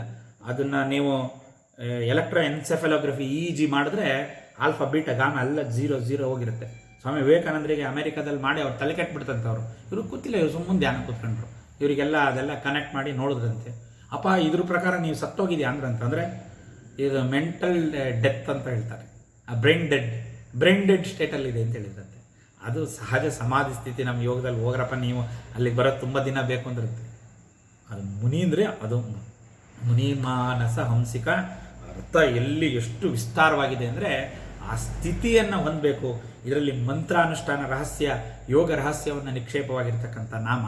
ಅಲ್ಲಿ ಭಕ್ತಮಾನಸ ಹಂಸಿಕದಲ್ಲಿ ಒಂಥರ ನೋಡಿದ್ವಿ, ಇಲ್ಲಿ ಮುನಿಮಾನಸ ಹಂಸಿಕ ಸಮಯ ಸೇಮ್ ಇರ್ಬೋದು. ಆಮೇಲೆ ಇಲ್ಲಿ ನಿತ್ಯ ತೃಪ್ತ ಭಕ್ತನಿಧಿ ಅದು ಎಲ್ಲ ಸೇಮ್ ಇರ್ಬೋದು, ಆದರೆ ಆ ಸಂದರ್ಭಕ್ಕೆ ಆ ಅರ್ಥ ಬೇರೆ ಅರ್ಥ ಕೊಡೋದ್ರಿಂದ ಇದು ಪುನರುಕ್ತಿ ಅಲ್ಲ, ಪುನರುಕ್ತಿ ದೋಷ ಅಲ್ಲ ಅಂತ. ಇಲ್ಲಿ ಆ ಸುಷುಮ್ನಾ ನಾಡಿಯಲ್ಲಿ ಆ ಮುಖ್ಯ ಪ್ರಾಣ ಸ್ವರೂಪಿಣಿಯಾಗಿ ಸಂಚಾರ ಮಾಡ್ತಕ್ಕಂಥ ತಾಯಿಗೆ ಹಂಸಿಕ ಅಂತ ಕರೀತಾರೆ. ಅದನ್ನೇ ಮರಾಳಿ ಮಂದಗಮನ ಇತ್ಯಾದಿ ನಾಮಗಳಲ್ಲಿ ಮತ್ತೆ ಹೀಗೆ ಬಂದಾಗೆಲ್ಲ ನಾವು ಅದನ್ನ ಹೇಳ್ತಲೇ ಇರ್ತೀವಿ. ಯಾಕೆಂದರೆ ತಿರುಗಿ ನಮ್ಗೆ ಅದೆಲ್ಲ ಇದೆಲ್ಲ ಒಂದೇ ಅರ್ಥನ ಬರುವಂಥ ಬೇರೆ ಬೇರೆ ನಾಮಗಳಲ್ಲಿ ತೋರಿಸ್ತಾ ಇದ್ದಾರೆ ಅಂತ ನಮಗೆ ಮನದಟ್ಟಾಗಬೇಕು.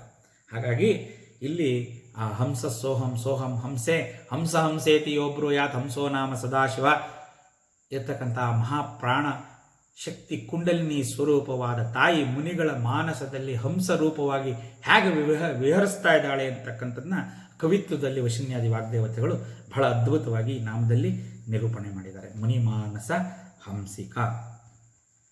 ನೆಕ್ಸ್ಟು ಮುಂದಿನ ನಾಮ, ಇದೊಂದು ವಿಶೇಷವಾದ ಒಂದು ನಾಮಕ್ಕೆ ನಾವಿಲ್ಲಿ ಪ್ರವೇಶ ಮಾಡ್ತಾ ಇದ್ದೀವಿ.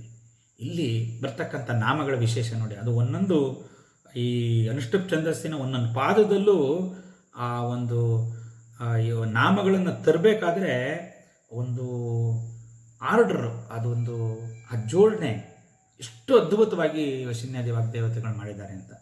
ಸತ್ಯವ್ರತ, ಸತ್ಯರೂಪ, ಸರ್ವಾಂತರ್ಯಾಮಿನಿ ಸತಿ, ಎಲ್ಲ ಸಕಾರದಿಂದ.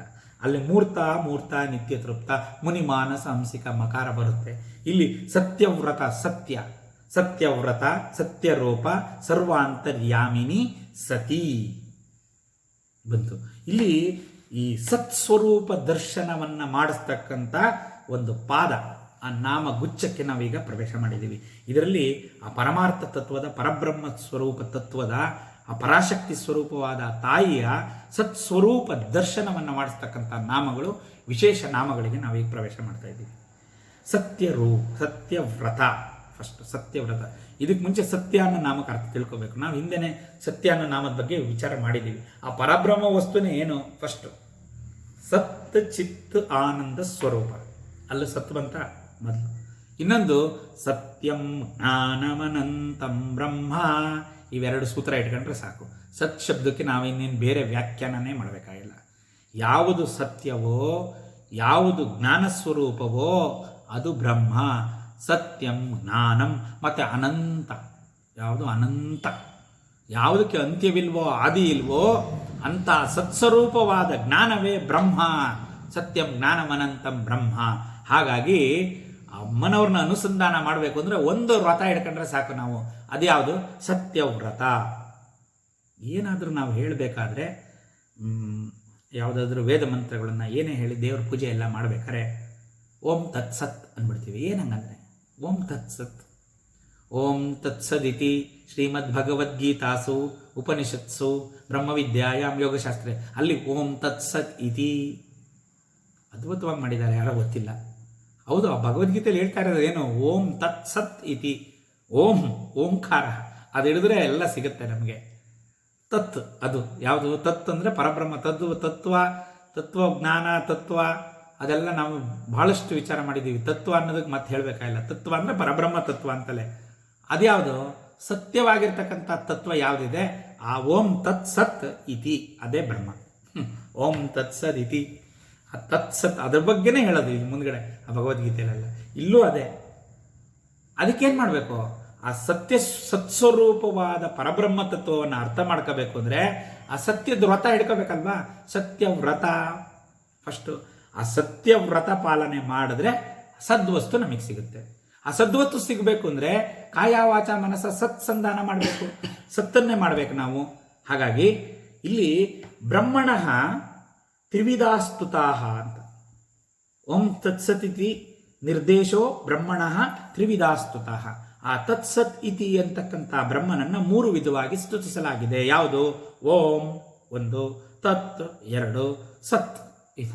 ಈ 3 ವಿಧವಾಗಿ ಬ್ರಹ್ಮನನ್ನು ಎಂತ ಚೆನ್ನಾಗಿ ಹೇಳಿದ್ದಾರೆ ಅಂದರೆ, ಈ 3 ಬ್ರಹ್ಮಸ್ವರೂಪವನ್ನು, ಇದು 3 ಬ್ರಹ್ಮಸ್ವರೂಪವನ್ನು ತಿಳಿಸುತ್ತೆ. ಇಲ್ಲಿ ಸತ್, ಇಲ್ಲಿ ಕೊನೆಯ ನಾಮ ನೋಡಿ, ನಾನು ಒಂದೊಂದೇ ಹೇಳೋಕ್ಕಿಂತ ಅಷ್ಟ್ರದ್ದು ಅನುಬಂಧ ಹೇಳ್ಕೊಂಡೋದ್ರೆ ನಮಗೆ ಚೆನ್ನಾಗಿ ಅರ್ಥ ಆಗುತ್ತೆ. ಸತ್ಯವ್ರತ, ಸತ್ಯರೂಪ, ಸರ್ವಾಂತರ್ಯಾಮಿನಿ, ಸತಿ. ಕೊನೆ ನಾಮ ಯಾವುದು? ಸತಿ. ಆಯ್ತಾ? ಇಲ್ಲಿ ಸತ್ ಪುಲ್ಲಿಂಗ, ಸತ್ ಅಂತಕ್ಕಂಥದ್ದು ಪುಲ್ಲಿಂಗ ಆದರೆ ಸತಿ ಸ್ತ್ರೀಲಿಂಗ ಅಷ್ಟೇ. ಸತಿಗೂ ಸತ್ಗೂ ಏನು ವ್ಯತ್ಯಾಸ ಇಲ್ಲ. ಸತ್ ಪುಲ್ಲಿಂಗ ಸಂಸ್ಕೃತದಲ್ಲಿ, ಸತಿ ಸ್ತ್ರೀಲಿಂಗ. ನಾವು ಸತಿ ಅಂದರೆ ಯಾರಿಗೆ ಹೇಳ್ತೀವಿ? ಆ ಪತಿವ್ರತ ಲಕ್ಷಣ ಇರ್ತಕ್ಕಂಥ ಸ್ತ್ರೀಗೆ ಸತಿ ಅಂತ ಕರಿತೀವಿ. ಆ ಪತಿವ್ರತ ಧರ್ಮ ಪಾಲನೆ ಮಾಡ್ತಕ್ಕಂಥ ದೇವಿಗೆ ಸತಿ ಅಂತ ಕರಿತೀವಿ. ಆ ಸತಿ ಯಾಕೆ ಅಂದರೆ, ಆ ಸತ್ಯನಿಷ್ಠಳಾಗಿ ಆ ಪತಿಯನ್ನು ಸೇವಿಸ್ತಾ ಇರೋದ್ರಿಂದ ಆ ಸತಿಯನ್ನ ಹೆಸರು ಅಲ್ಲಿಗೆ ಬಂತು. ನಿಜವಾದ ಅರ್ಥ ಸತ್ಯದ್ದು ಸ್ತ್ರೀಲಿಂಗ ರೂಪ ಸತಿ. ಹಾಗಾಗಿ ಆ ಪತಿವ್ರತ ಲಕ್ಷಣ, ನಿತ್ಯ ಪತಿವ್ರತ ಲಕ್ಷಣ ಇರ್ತಕ್ಕಂಥದ್ದು. ಅದನ್ನೇ ಸಹರತ, ಸಹವ್ರತ, ಅಸದ್ವ್ರತನಕ್ಕೆ ಸಹವ್ರತ, ಸಾಮರಸ್ಯ ತತ್ವ ಅಂತಕ್ಕಂಥದ್ದು. ಸಾಮರಸ್ಯ ತತ್ವ ಅದು ಸತ್ತು, ಸಹವ್ರತನೂ ಸತ್ತು. ಸಹವ್ರತವೇ ಆ ಸಲ್ಲಕ್ಷಣದಿಂದ ಕೂಡಿರ್ತಕ್ಕಂಥ ಸಹವ್ರತವೇ ಪತಿವ್ರತ. ಆ ಪತಿವ್ರತ ಸ್ತ್ರೀಗೆ ಸತಿ ಅಂತ ಕರಿತೀವಿ. ಅಂದರೆ ಸತ್ಸ್ವರೂಪ, ಸತ್ತಿನ ಸ್ತ್ರೀಲಿಂಗ. ಸತ್ಕರ್ಮ ಮಾಡ್ತಕ್ಕಂಥದ್ದು ಸತ್ಯವ್ರತ. ನಾವು ಯಾವ ರೀತಿ ಸತ್ಕರ್ಮವನ್ನು ಮಾಡ್ತಕ್ಕಂಥದ್ದು, ಆ ಸತ್ಕೋಸ್ಕರ ದೀಕ್ಷಾಬದ್ಧರಾಗಿರ್ತಕ್ಕಂಥದ್ದು. ಆಮೇಲೆ ಇತ್ಯಾದಿ ಅನೇಕ, ಇದನ್ನೇ ಸತ್ಯವ್ರತ ಅಂತ ಕರೀತಾರೆ. ಅಮ್ಮನವರಿಗೆ ಸಂಬಂಧಿಸಿದ ಯಾವ ವ್ರತವೂ ಅದು ವ್ಯರ್ಥವಾಗೋದಿಲ್ಲ. ಈ ಶರೀರ ಧಾರಣನೂ ಒಂದು ವ್ರತ, ಶರೀರ ಧಾರಣ ವ್ರತ ಅಂತ. ಇಲ್ಲಿ ನಿಯಮಬದ್ಧವಾದ ಒಂದು ಜೀವನವನ್ನು ನಡೆಸ್ತಕ್ಕಂಥದ್ದಕ್ಕೂ ಸತ್ಯವ್ರತ ಅಂತ ಕರೀತಾರೆ. ಆ ನಿಯಮಬದ್ಧವಾದ ಜೀವನವನ್ನು ನಡೆಸುವುದರ ಮೂಲಕ ಆ ಸತ್ಯದ ಮಾರ್ಗದಲ್ಲಿ ನಾವು ಈ ಒಂದು ವ್ರತವನ್ನು ಆಚರಣೆ ಮಾಡ್ಕೊಂಬಂದರೆ ಅಮ್ಮನವರು ನಮಗೆ ಲಭಿಸ್ತಾರೆ ಅಂತ. ಹಾಗಾಗಿ ಸತ್ಯವ್ರತ ಸ್ವರೂಪಿಣಿ ತಾಯಿ ಅವಳು ಸತ್ಯವ್ರತ. ಸತ್ಯವ್ರತ ಸತ್ಯರೂಪ. ಸತ್ಯವ್ರತ ಇರ್ತಕ್ಕಂಥವ್ರು ಸತ್ಯರೂಪವಾಗೇ ಇರಬೇಕು. ಸತ್ಯವಾಗಿ ಮಾಡಿದ ವ್ರತಗಳು ಅವಳ ಸ್ವರೂಪ, ಆದ್ದರಿಂದ ಸತ್ಯವ್ರತ. ಆಮೇಲೆ ಅವಳ ಸ್ವರೂಪನೇ ಆ ಸ್ವರೂಪ, ಅದು ಸತ್ಯರೂಪ. ಅವಳ ರೂಪವೇ ಸತ್ಯರೂಪ. ಇಲ್ಲಿ ಸದ್ಯಜ್ಞ ಅಂತ ಕರೀತಾರೆ. ಈ ಯಜ್ಞಗಳನ್ನು ಮಾಡಬೇಕಾದ್ರೆ ಶ್ರದ್ಧೆಯಿಂದ ಮಾಡಬೇಕಾಗಿರೋದು. ಹಾಗಾದ್ರೆ ಅಸದ್ಯಜ್ಞ ಅಂತ ಇದೆಯಾ? ಹೌದು. ಯಾವುದು ಶ್ರದ್ಧೆಯಿಂದ ಮಾಡಲ್ಪಡಲ್ವೋ ಅವು ಅಸದ್ಯಜ್ಞಗಳೇ. ಯಾವುದು ಶ್ರದ್ಧೆಯಿಂದ ಮಾಡ್ತೀವಿ ಅದು ಸದ್ಯಜ್ಞಗಳು. ಇಲ್ಲಿ ಶರೀರ ವೃತ್ತಿ ವ್ರತಂ ಅಂತ ಈ ಸತ್ಯವ್ರತ ಅದನ್ನೇ ಪಾಲನೆ ಮಾಡ್ಕೊಂಬಂದಿರೋರು ನಾವು ಸತ್ಯ ಹರಿಶ್ಚಂದ್ರನ್ ನೋಡಿದ್ದೀವಿ, ಅವನ ಕತೆ. ಆಮೇಲೆ ನಮ್ಮ ಸತ್ಯ ಹರಿಶ್ಚಂದ್ರ ಆದಮೇಲೆ ಶ್ರೀರಾಮಚಂದ್ರ ಮೂರ್ತಿ ಸತ್ಯದ ಒಂದು ಸತ್ಯವ್ರತ, ಸತ್ಯೇ ಪ್ರತಿಷ್ಠಿತಂ ಲೋಕಂ ಅಂತಕ್ಕಂಥ ಮಾತನ್ನು ಶ್ರೀರಾಮಚಂದ್ರ ಅನುಸರಿಸಿ ಆ ತಂದೆಯ ಒಂದು ವಾಕ್ಯವನ್ನು ಸತ್ ಮಾಡೋಕ್ಕೋಸ್ಕರ ವನವಾಸಕ್ಕೆ ಹೋಗಿದ್ದು.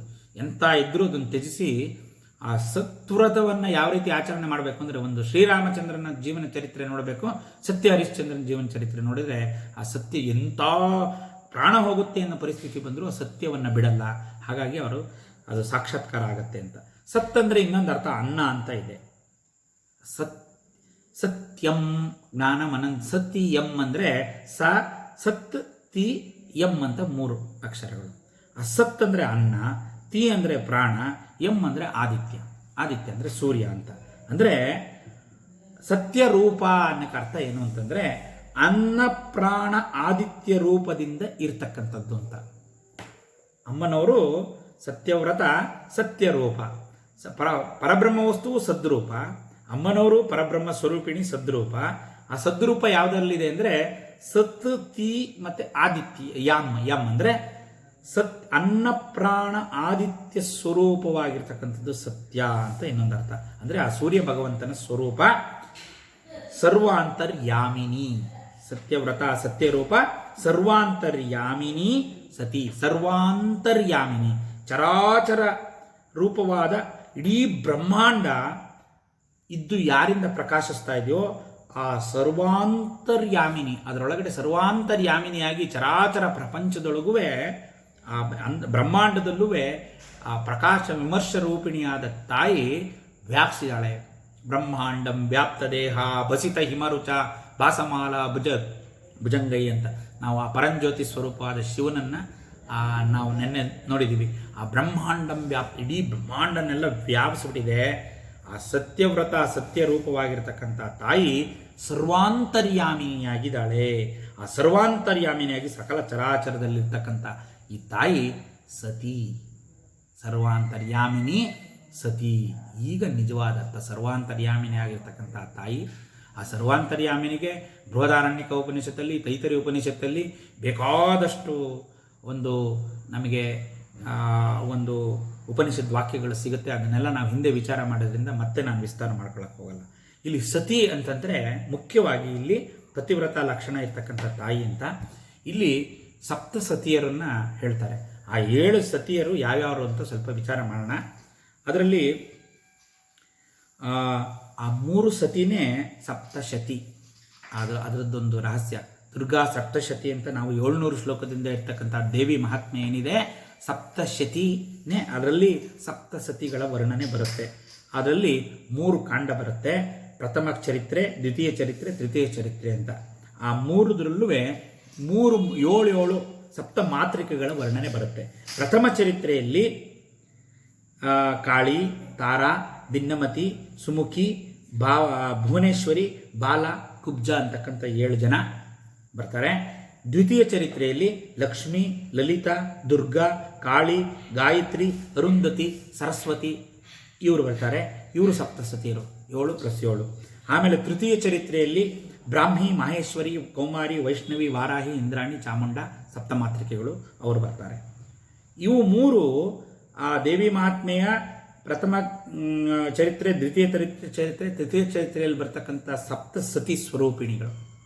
ಇನ್ನು ಸಮಷ್ಟಿ ಸತಿಗಳು 7 ಜನ ಇದ್ದಾರೆ. ಸಪ್ತಸತಿಗಳು ಅವ್ರು ಯಾರು ಅಂದರೆ ನಂದ, ಶತಾಕ್ಷಿ, ಶಾಕಂಬರಿ, ಭೀಮಾ, ರಕ್ತದಂತಿಕಾ, ದುರ್ಗಾ, ಬ್ರಾಹ್ಮರಿ. ಒಟ್ಟು 7, 14, 21, 7, 28. ಈ 28 ಜನ ಸತಿಯರು. ಸತಿ ಅಂದರೆ ಎಷ್ಟು ವಿಸ್ತಾರ ಆಯಿತು ನೋಡಿ.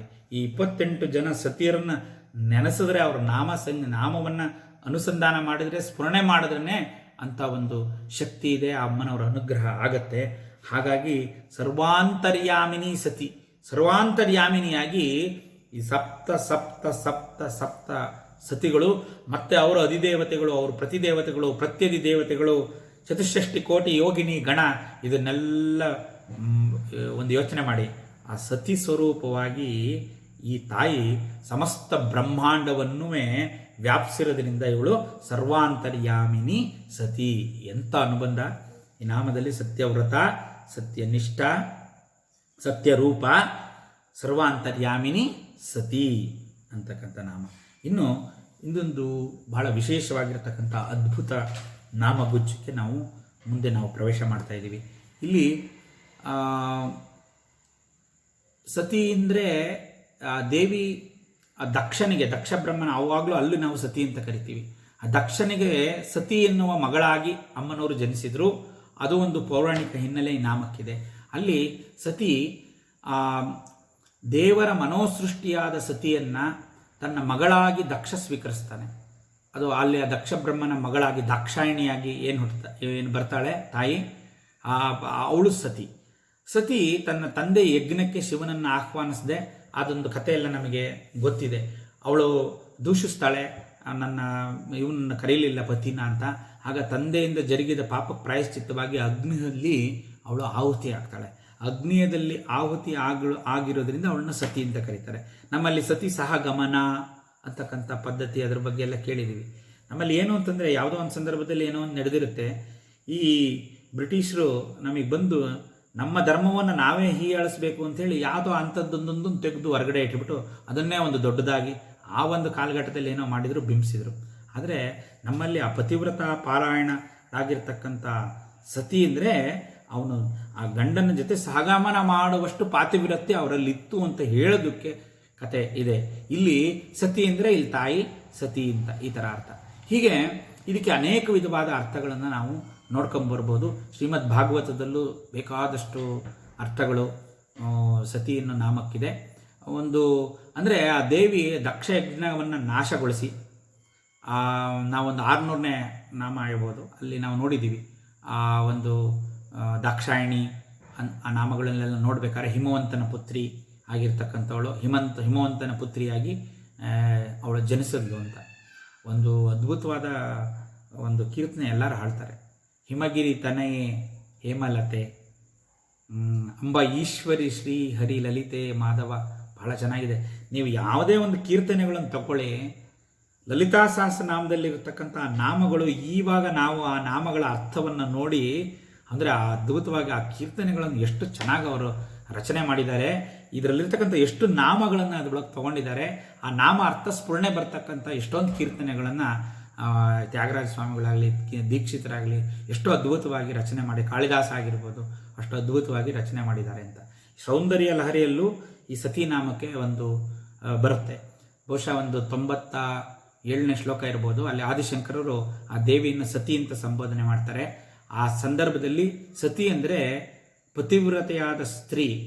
ಅವರು ಆ ದೇವಿಯನ್ನು ಸತೀನಾಂ ಚರಮೆ ಅಂದರೆ ಪತಿವ್ರತೆಯರ ಸಾಲಿನಲ್ಲಿ ಪ್ರಥಮಳು ಅಂತ ಅಮ್ಮನವ್ರನ್ನ ಶಂಕರಾಚಾರ್ಯರು ಸೌಂದರ್ಯ ಲಹರಿಯಲ್ಲಿ ವಿಶ್ಲೇಷಣೆ ಮಾಡ್ತಾರೆ.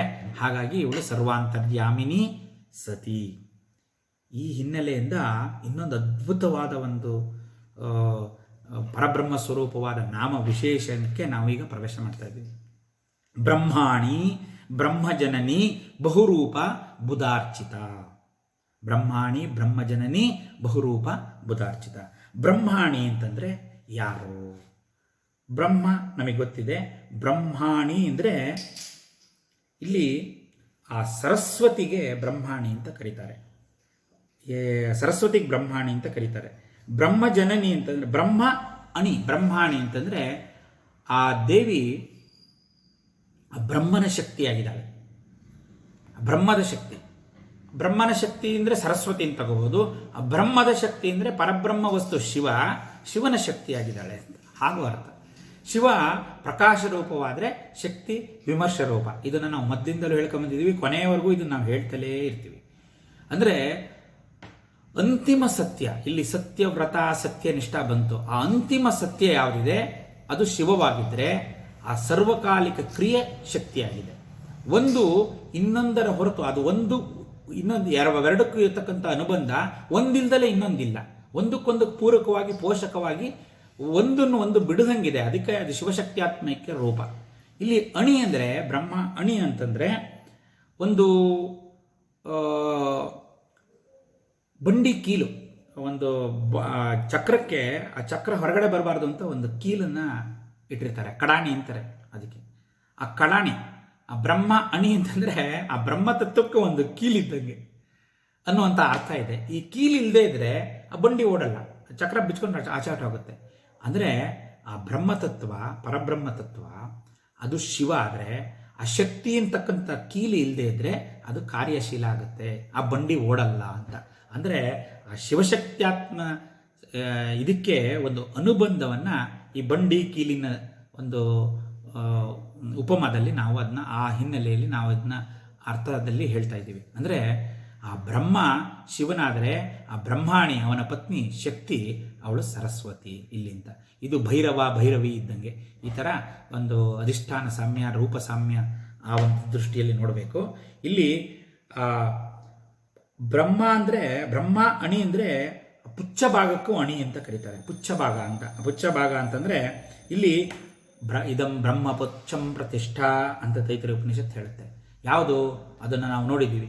ಆ ಪಂಚಕೋಶಾಂತರ ಸ್ಥಿತವಾದ ಆ ಪಂಚಕೋಶಗಳನ್ನು ಅನುಸಂಧಾನ ಮಾಡಬೇಕಾದ್ರೆ ಒಂದೊಂದೇ ಕೋಶಗಳು ಬ್ರಹ್ಮ ಅಂತ ಅಂದ್ಕೊಂಡು ಕೊನೆಗೆ ಇವಕ್ಕೆಲ್ಲ ಮೂಲ ಆಧಾರವಾಗಿರ್ತಕ್ಕಂಥ ಯಾವುದು ಅನ್ನಮಯ ಕೋಶಕ್ಕೆ ಮನೋಮಯ ಕೋಶ, ಪ್ರಾಣಮಯ ಕೋಶ, ಪ್ರಾಣಮಯ ಕೋಶಕ್ಕೆ ಪುಚ್ಛ ಮನೋಮಯ ಕೋಶ, ಮನೋಮಯ ಕೋಶಕ್ಕೆ ಪುಚ್ಛ ವಿಜ್ಞಾನಮಯ ಕೋಶ, ವಿಜ್ಞಾನಮಯ ಕೋಶಕ್ಕೆ ಪುಚ್ಛ ಆನಂದಮಯ ಕೋಶ, ಆನಂದಮಯ ಕೋಶಕ್ಕೆ ಆ ಮೂಲ ಪ್ರಕೃತಿ ಸ್ವರೂಪವಾದ ಬ್ರಹ್ಮಪುಚ್ಛವೇ ಇದಂ ಬ್ರಹ್ಮಪುಚ್ಛಂ ಪ್ರತಿಷ್ಠಾ ಅಂತ ಅಲ್ಲಿಗೆ ಬಂದು ಭೃಗು ಮತ್ತು ವಾರಣಿ ಮಧ್ಯೆ ನಡೀತಕ್ಕಂಥ ಸಂವಾದ ತೈತರಿಯ ಉಪನಿಷತ್ತಲ್ಲಿ ನಿಂತ್ಕೊಳ್ಳುತ್ತೆ. ಇಲ್ಲಿ ಬ್ರಹ್ಮಪುಚ್ಛಂ ಪ್ರತಿಷ್ಠಾ ಅಂತಂದರೆ ಬ್ರಹ್ಮ ಆ ಪುಚ್ಛ ಭಾಗನೇ ಬ್ರಹ್ಮಸ್ವರೂಪ. ಬ್ರಹ್ಮಣ ಅಂದರೆ ಅಣಿಯಂತಿರುವ ಪುಚ್ಛ ಆಧಾರ ಸ್ವರೂಪ, ಪಂಚಕೋಶಗಳನ್ನು ಪ್ರಕಾಶಿಸುತ್ತಿರುವ ಮೂಲ ಕಾರಣ ಇದಾದ್ದರಿಂದ ಬ್ರಹ್ಮಪುಚ್ಛ ಅಂತ ಬರುತ್ತೆ. ಅದರ ಸ್ವರೂಪವೇ ಬ್ರಹ್ಮಾಣಿ.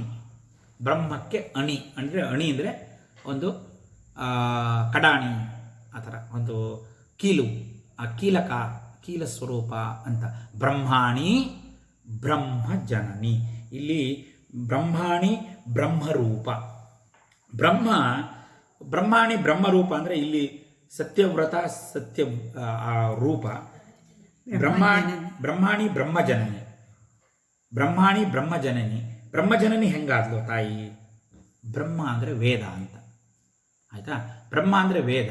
ಆ ವೇದಕ್ಕೆ ಜನನಿ ತಾಯಿ ಯಾರೋ? ಆ ವೇದಕ್ಕೆ ವೇದ ಮಾತನೇ ಗಾಯತ್ರಿ. ಇಲ್ಲಿ ಗಾಯತ್ರಿ ಸ್ವರೂಪ ಅಂತ ನಾವು ಹಿಂದೆ ನಾಮದಲ್ಲಿ ನೋಡಿದ್ದೀವಿ. ಹಾಗಾಗಿ ಬ್ರಹ್ಮಜನನಿ ಹೆಂಗಾದ್ಲು ಇವಳು? ಆ ಪರಬ್ರಹ್ಮ ಬ್ರಹ್ಮ ಪ್ರತಿಪಾದಕವಾದ ವೇದಗಳು, ಆ ವೇದಗಳ ತಾಯಿ ವೇದ ಮಾತಾ ಗಾಯತ್ರಿ. ಹಾಗಾಗಿ ಗಾಯತ್ರಿ ಛಂದಸಾಂ ಮಾತೆ, ಛಂದಸ್ಸುಗಳಿಗೆಲ್ಲ ತಾಯಿ ಗಾಯತ್ರಿ. ಆ ಸ್ವರೂಪಿಣಿ ಇವಳಾದ್ರಿಂದ ಬ್ರಹ್ಮಜನನಿ. ಬ್ರಹ್ಮಾಣಿ ಬ್ರಹ್ಮಜನನಿ.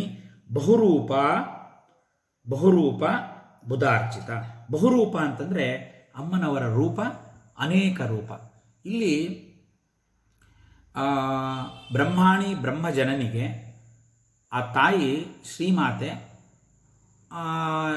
ಈ ನಾಮ ದೇವಿಯ ಜಗತ್ತಿನ ಸೃಷ್ಟಿಕರ್ತಳು ಅಂತ. ಈ ಬ್ರಹ್ಮ ಅಂದರೆ ಸೃಷ್ಟಿಕರ್ತಳು ಅಂತಕ್ಕಂಥ ಅರ್ಥವನ್ನು ಕೊಡುತ್ತೆ. ಆ ತಾಯಿ ಸೃಷ್ಟಿಕರ್ತಳಾದ್ರಿಂದ ಬ್ರಹ್ಮಜನನಿ. ಅಲ್ಲಿ ಅಂದರೆ ಬ್ರಹ್ಮನನ್ನು ಮೊದಲುಗೊಂಡು ಅನಂತ ಕೋಟಿ ಬ್ರಹ್ಮಾಂಡದಲ್ಲಿರ್ತಕ್ಕಂಥ ಬ್ರಹ್ಮ ವಿಷ್ಣು ರುದ್ರಾದಿಗಳ ಜನನಕ್ಕೆ ಇವಳು ಕಾರಣದಿಂದ ಬ್ರಹ್ಮಜನನಿ ಅಂತಕ್ಕಂಥ ಅರ್ಥನೂ ನಾವು ಅಂದರೆ ಸೃಷ್ಟಿಕರ್ತಿ ಅನ್ನೋ ನಾಮ ಏನಿದೆ ಅದೇ ಅರ್ಥದ ಹಿನ್ನೆಲೆಯಲ್ಲಿ ಬ್ರಹ್ಮಜನನಿ ಅಂತಕ್ಕಂಥ ನಾಮವನ್ನು ನಾವು ತಗೋಬೋದು. ಬಹುರೂಪ ಬ್ರಹ್ಮಜನನಿ ಬಹುರೂಪ ಅಂತಂದರೆ ಅನೇಕ ರೂಪ ಧರಿಸಿರುವ ಸ್ಥಾವರ ಜಂಗಮಾತ್ಮಕವಾಗಿ ಸರ್ವ ರೂಪವನ್ನು ಧರಿಸಿರ್ತಕ್ಕಂಥ ಅನೇಕ ನಾಮರೂಪಗಳಿಂದ ಕೂಡಿರ್ತಕ್ಕಂಥ ತಾಯಿಯವಳಾದ್ರಿಂದ ಬಹುರೂಪ ಅಂತ, ಬಹುರೂಪವಾಗಿ ವ್ಯಕ್ತವಾಗಿದ್ದಾಳೆ ಅಂತ. ದೇವಿಗೆ ಬಹುರೂಪ ಇದೆ. ಇದನ್ನು ನಾವು ಹಿಂದೆ ಹಲವಾರು ಬಾರಿ ಇದನ್ನು ನಾವು ಚರ್ಚೆ ಮಾಡಿದ್ದೀವಿ. ಆ ಸಮಸ್ತ ಬ್ರಹ್ಮಾಂಡದಲ್ಲಿರ್ತಕ್ಕಂಥ ಬ್ರಹ್ಮವೇ ಇದಾಗಿದೆ. ಆ ಮಾಯೆಯ ಪ್ರಭಾವದಿಂದ ಇಂದ್ರಿಯ ಮೂಲಕ ಬ್ರಹ್ಮ ಅನೇಕ ರೂಪಗಳನ್ನು ತಾಳ್ತು, ಅನೇಕ ಆಕಾರಗಳನ್ನು ಹೊಂತು.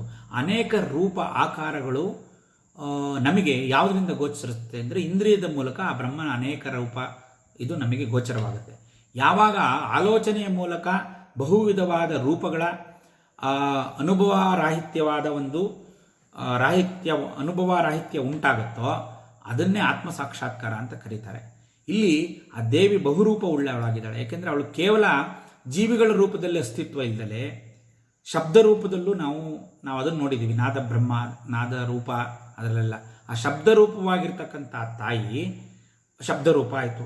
ಆಮೇಲೆ ಆ ಬಂಡಾಸುರನ ವಧೆ ಮಾಡಬೇಕಾದ್ರೆ ಆವಾಗ ದೇವಿ ಒಂದು ರೂಪ ತಳೆದು, ಆ ದೇವಿ ಮಹಾತ್ಮೆಯಲ್ಲಿ ಉಲ್ಲೇಖವಾಗ್ತಕ್ಕಂಥ ಅಷ್ಟು ರಾಕ್ಷಸರ ಸಂಹಾರಕ್ಕಾಗಿ ಏನೇನು ರೂಪಗಳನ್ನು ಮಹಾಕಾಳಿ ಯಾವ್ಯಾವ ರೂಪ ತಾಳ್ಕೊಂಬಂದ್ಲು ಅದೆಲ್ಲ. ಹಾಗಾಗಿ ಏನು ಒಂದೇ ಎರಡೇ ರೂಪ, ಬಹುರೂಪ ಹೀಗೆ ನೋಡ್ಕೊಂಡು ಹೋದರೆ ಆಕೆ ಪರಮೋನ್ನತರಲ್ಲಿ ಪರಮೋನ್ನತಳು.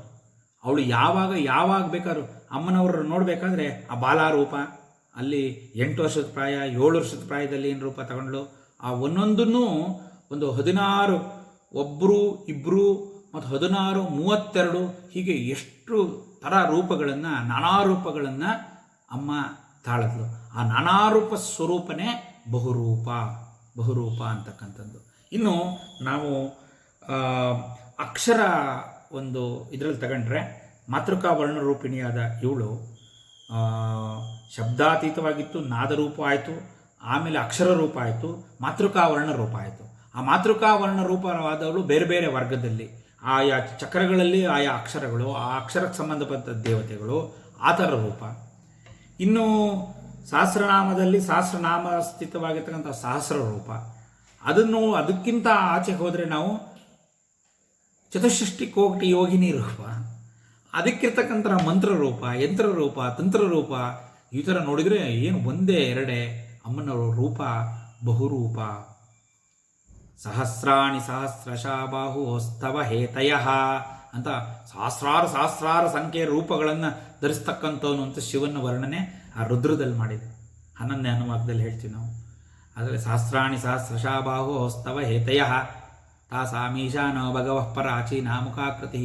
ಅಲ್ಲಿ ಆ ಭಗವಂತನ ಅನೇಕ ರೂಪಗಳನ್ನು ವರ್ಣನೆ ಮಾಡ್ತಾರೆ.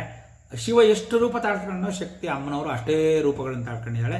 ಹಾಗಾಗಿ ಅವರು ಬಹುರೂಪ ಅಂತಕ್ಕಂಥದ್ದು. ಇನ್ನು ಈ ಸ್ವರಗಳನ್ನು ಅಕ್ಷರ ಬೀಜ, ಆ ವ್ಯಂಜನಗಳನ್ನು ಯೋನಿಶಕ್ತಿ ಅಂತ ಕರೀತಾರೆ. ಸ್ವರಗಳು ಬೀಜಶಕ್ತಿ ಆದರೆ ವ್ಯಂಜನಗಳು ಯೋನಿಶಕ್ತಿ ಅಂತ ಪರಿಗಣಿಸುತ್ತೆ. ಈ ಎಲ್ಲ ಸ್ವರ ಮತ್ತು ವ್ಯಂಜನಗಳು ಒಂದಕ್ಕೊಂದಕ್ಕೆ ಸೇರಿ ಮೂಲ ಸ್ವರಗಳು ವ್ಯಂಜನಗಳು ಎಷ್ಟೇ ಇದ್ದರೂ ಅವೆಲ್ಲ ಕಲಿತು ಅಕ್ಷರ ಸಂಯೋಗ ಆಗಬೇಕಾದ್ರೆ ಕಾಗುಣಿತ ಗುಣಿತಾಕ್ಷರಗಳಾಗುತ್ತೆ, ಆಮೇಲೆ ಒತ್ತಕ್ಷರಗಳಾಗುತ್ತೆ. ಈ ಥರ ಅಕ್ಷರಗಳು ಒಂದಕ್ಕೊಂದಕ್ಕೆ ಸೇರ್ಕೊಂಡು ಪದಗಳಾಗುತ್ತೆ, ಪದಗಳು ಛಂದಸ್ಸಾಗುತ್ತೆ, ಛಂದಸ್ಸು ಕಾವ್ಯ ಆಗುತ್ತೆ. ಆ ಥರ ವೇದ ರೂಪ, ಉಪನಿಷತ್ ರೂಪ, ಈ ಥರ ನಾವು ಅದನ್ನು ನೋಡಿದ್ವಲ್ಲ, ಆ ಥರ ಒಂದು ದೊಡ್ಡ ವಿಸ್ತಾರವಾದ ವಾಂಗ್ಮಯ ಜಗತ್ತೇನಿದೆ, ಅಲ್ಲಿರ್ತಕ್ಕಂಥ ಸಮಸ್ತ ಕಾವ್ಯ ರೂಪ, ಅದರಲ್ಲಿ ಶೃಂಗಾರ, ಲಾಸ್ಯ, ಕರುಣ, ರೌದ್ರ, ವೀರ, ಬೀಭತ್ಸ, ಭಯಾನಕ, ಅದ್ಭುತ, ಶಾಂತ ಅಂತ ನವರಸ ಪ್ರಧಾನವಾಗಿರ್ತಕ್ಕಂಥದ್ದು. ಈ ಎಲ್ಲ 50 ಅಕ್ಷರಗಳನ್ನು ಗಣನೆಗೆ ತಗೊಂಡ್ಕೊಂಡ್ರೆ ಆಗ ಪ್ರತಿಯೊಂದು ಅಕ್ಷರದಲ್ಲೂ ಒಬ್ಬೊಬ್ಬ ರುದ್ರರಂತೆ ಪ್ರಕಾಶಿಸ್ತಾ ಇರ್ತಕ್ಕಂಥ ಆ 50 ರುದ್ರರು, ಆ ರುದ್ರರ ಸಂಖ್ಯೆಯ ಒಂದು ಇದು, ಅದನ್ನೇ ಇಲ್ಲಿ ಸಹಸ್ರ ರೂಪ, ಸಹಸ್ರ ನಾಮರೂಪ. ವಿಷ್ಣು ಸಹಸ್ರನಾಮದಲ್ಲೂ ಅದೇ ಅನೇಕ ಮೂರ್ತಿ ಅಂತ ಬರುತ್ತೆ, 721ನೇ ನಾಮ. ಈ ವಿವಿಧ ದೇವಿ ತಾಳಿರ್ತಕ್ಕಂಥ ಆ ವಿವಿಧ ರೂಪ, ಆ ರೂಪಕ್ಕೆ ಇರ್ತಕ್ಕಂಥ ಒಂದೊಂದು ಆರಾಧನಾ ಸ್ವರೂಪ, ಅದಕ್ಕೊಂದು ಪದ್ಧತಿ, ಅದಕ್ಕೊಂದು ಮಂತ್ರ, ಪ್ರತ್ಯೇಕವಾದ ಗುಣಲಕ್ಷಣ. ಉದಾಹರಣೆಗೆ ನಾವು ಸಾವಿತ್ರಿ ಜ್ಞಾನ ಬೇಕು ಅಂದರೆ ಸರಸ್ವತಿಯಾಗಿ ಪೂಜಿಸ್ತೀವಿ, ಐಶ್ವರ್ಯ ಬೇಕು ಅಂದರೆ ಲಕ್ಷ್ಮಿಯಾಗಿ ಪೂಜಿಸ್ತೀವಿ. ಮತ್ತು ಈ ಥರ ಎಷ್ಟು ಶಕ್ತಿ ದೇವತೆಗಳಿದ್ದಾವೆ, ಎಷ್ಟು ಶಕ್ತಿಪೀಠಗಳಿದೆ. ಇಷ್ಟೇ ಯಾಕೆ, ಪ್ರತಿ ಒಂದು ಹೆಜ್ಜೆಗೂ ಇರ್ತಕ್ಕಂಥ ಗ್ರಾಮಗಳು, ಒಂದೊಂದು ಗ್ರಾಮಗಳಲ್ಲೂ ಗ್ರಾಮ ದೇವತೆಯಾಗಿ ಈ ಮಹಾಶಕ್ತಿ ಸ್ವರೂಪಿಣಿಯಾದ ತಾಯಿ ವಿಶ್ವವ್ಯಾಪಿಯಾಗಿ ಅವಳ ಶಕ್ತಿಯನ್ನು ಪ್ರಕಟ ಮಾಡ್ತಾ ಇರೋದ್ರಿಂದ ಬಹುರೂಪ ಅದ್ಭುತವಾದ ನಾಮ.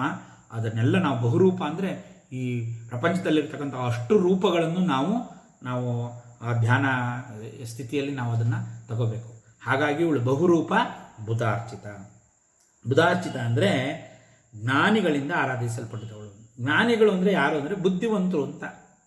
ಬುದ್ಧಿವಂತರು ಅಂದರೆ ಬಹುರೂಪ ಅಂತ ತಕ್ಷಣ ಏನು ಬಹುರೂಪ ಅದೆಲ್ಲ ವಿಮರ್ಶೆ ಮಾಡಬೇಕಲ್ಲ, ಅದಕ್ಕೆ ಬುದ್ಧಿ ಬೇಕಲ್ಲ.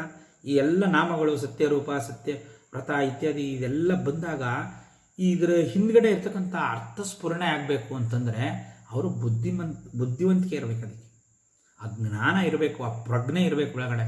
ಆ ಜ್ಞಾನ ಪ್ರಜ್ಞೆ ಇಲ್ಲದೆ ಇದ್ದರೆ ಇವ್ಯಾವ ಶಬ್ದಗಳಿಗೂ ಅರ್ಥವಿಲ್ಲ, ನಾಮಕ್ಕೂ ಅರ್ಥವಿಲ್ಲ.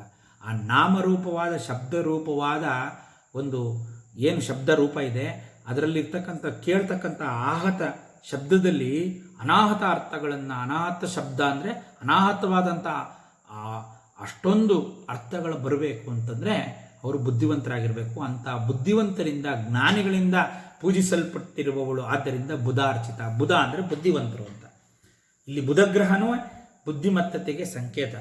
ಇಲ್ಲಿ ಆ ಬುಧ ಅಂದರೆ ಜ್ಞಾನಿ. ಇಲ್ಲಿ ಬ್ರಹ್ಮಾಣಿ ಬ್ರಹ್ಮಜನನಿ, ಇವಳು ಬ್ರಹ್ಮಾಣಿ ಬ್ರಹ್ಮಜನನಿ ಅಂತ ತಿಳಿದಿರೋರು ಜ್ಞಾನಿಗಳು. ಅಂಥ ಜ್ಞಾನಿಗಳಿಂದ ಅರ್ಚಿಸಲ್ಪಡುವವಳು ಇವಳು. ಆದ್ದರಿಂದ ಆ ಬಹುರೂಪವಿದ್ದರೂ ಆ ಬಹುರೂಪದಲ್ಲಿರ್ತಕ್ಕಂಥ ದೇವಿ ಏಕತ್ಲಳು. ಆ ಬ್ರಹ್ಮಸ್ವರೂಪಿಣಿಯಾದ ಇವಳು ಏಕ. ಅವಳಿಂದ ಅನೇಕ ಬಹುರೂಪಗಳಾಗಿದೆ, ಅವಳಿಂದ ಪ್ರಪಂಚ ನಿರ್ಮಾಣ ಆಗಿದೆ. ಅದಕ್ಕೆಲ್ಲ ಮೂಲ ಪ್ರಕೃತಿ ಸ್ವರೂಪಗಳಾಗಿರೋ ಈ ತಾಯಿಯನ್ನು ಜ್ಞಾನ ಯಾರಿದೆ ಅವರಿಂದ ಅರ್ಚಿಸಲ್ಪಡುವವಳು ಇವಳು. ಆದ್ದರಿಂದ ಬುಧಾರ್ಚಿತ, ಬಹುರೂಪ ಬುಧಾರ್ಚಿತ. ಆ ನಾಮಗಳನ್ನು ಎಷ್ಟು ಚೆನ್ನಾಗಿ ಅಚ್ಚುಕಟ್ಟಾಗಿ ವಶಿನ್ಯಾದಿ ವಾಗ್ದೇವತೆಗಳು ಇಲ್ಲಿ ಇಟ್ಟಿದ್ದಾರೆ ಅನ್ನೋದನ್ನು ನಾವು ನೋಡಬೇಕು. ಇಲ್ಲಿ ಆ ಅಗ್ನಿಭಟ್ಟಾರಕ ಅಂತ ಕರೀತಾರೆ ಈ ತಾಯಿನ. ಆ ಅಗ್ನಿಭಟ್ಟಾರಕ ಸ್ವರೂಪಗಳು ಅಂತ ಇಲ್ಲಿ ಬ್ರಹ್ಮಾಣಿ ಆ ನಾಮಗಳೆಲ್ಲ ಸ್ವರೂಪ, ಬ್ರಹ್ಮಸ್ವರೂಪವನ್ನು ಅಗ್ನಿಭಟ್ಟಾರಕ ಅಂತ ಕರೀತಾರೆ. ಅಂದರೆ 7 ಮುಖ್ಯವಾದ ಚಿಹ್ನೆಗಳಿದೆ ಅಗ್ನಿಭಟ್ಟಾರಕಕ್ಕೆ, ಬ್ರಹ್ಮನಿಗೆ. ಹಿರಣ್ಯ, ಕನಕ, ರಕ್ತ, ಸುಪ್ರಭ, ಅತಿರಿಕ್ತ ಮತ್ತು ಮಧ್ಯದ ಶಾಖೆ ಅಂದರೆ ಬಹುರೂಪ. ಅದರಲ್ಲಿ ಮಧ್ಯದ ಶಾಖೆ ಒಂದು ಬರುತ್ತೆ, ಅದು ಬಹುರೂಪ ಅಂತಕ್ಕಂಥದ್ದು.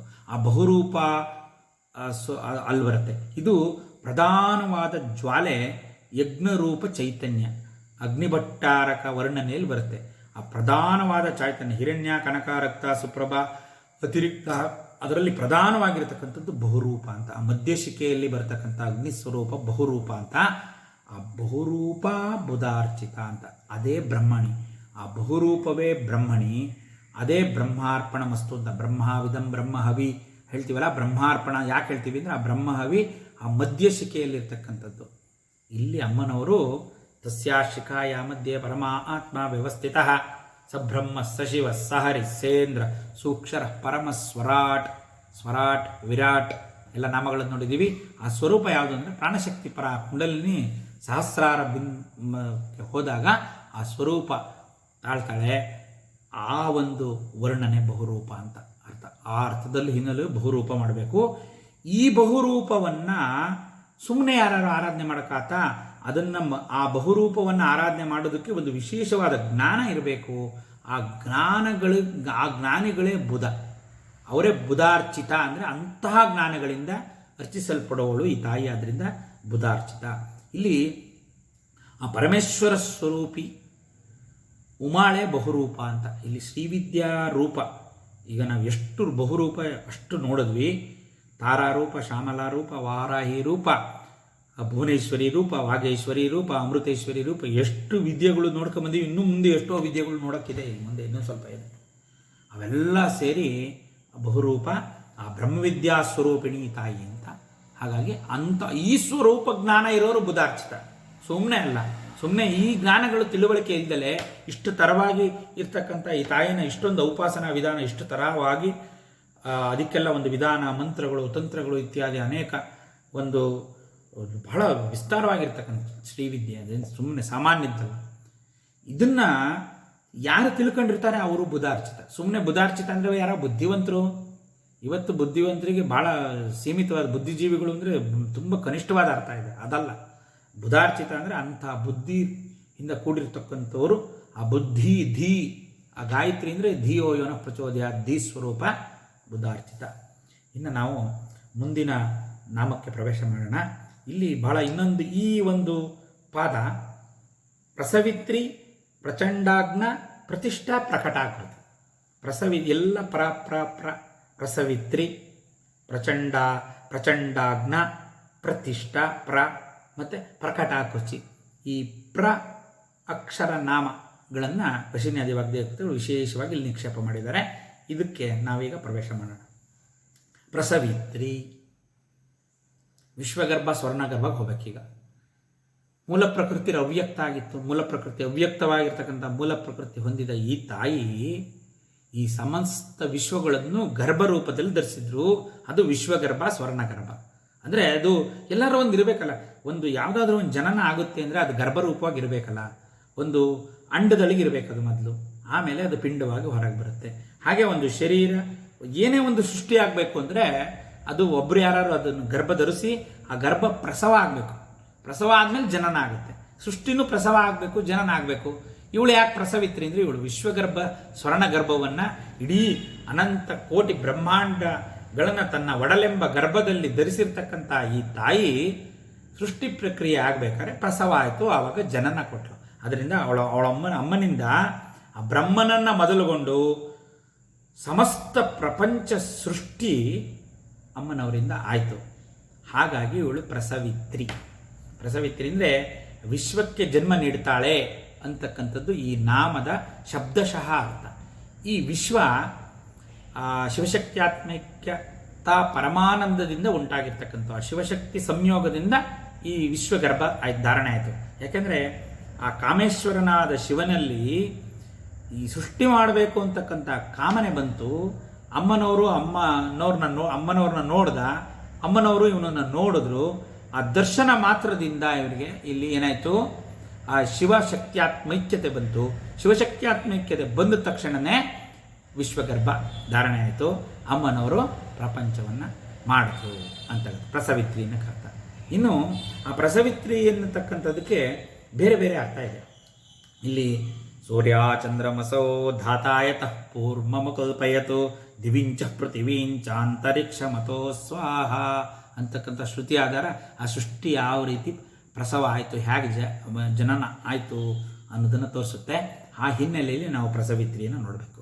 ಇಲ್ಲಿ ಈ ನಾಮ ಆಕೆ ಪರಾದೇವಿ ಸ್ವರೂಪಕ್ಕೆ ನಾವು ಅದರ ಪರಾದೇವಿ ಅಂತಕ್ಕಂಥ ಪರಾ ಸ್ವರೂಪಕ್ಕೆ ನಾವು ಇಲ್ಲಿ ಅನ್ವಯ ಮಾಡಿ ಅರ್ಥ ಮಾಡ್ಬೋದು.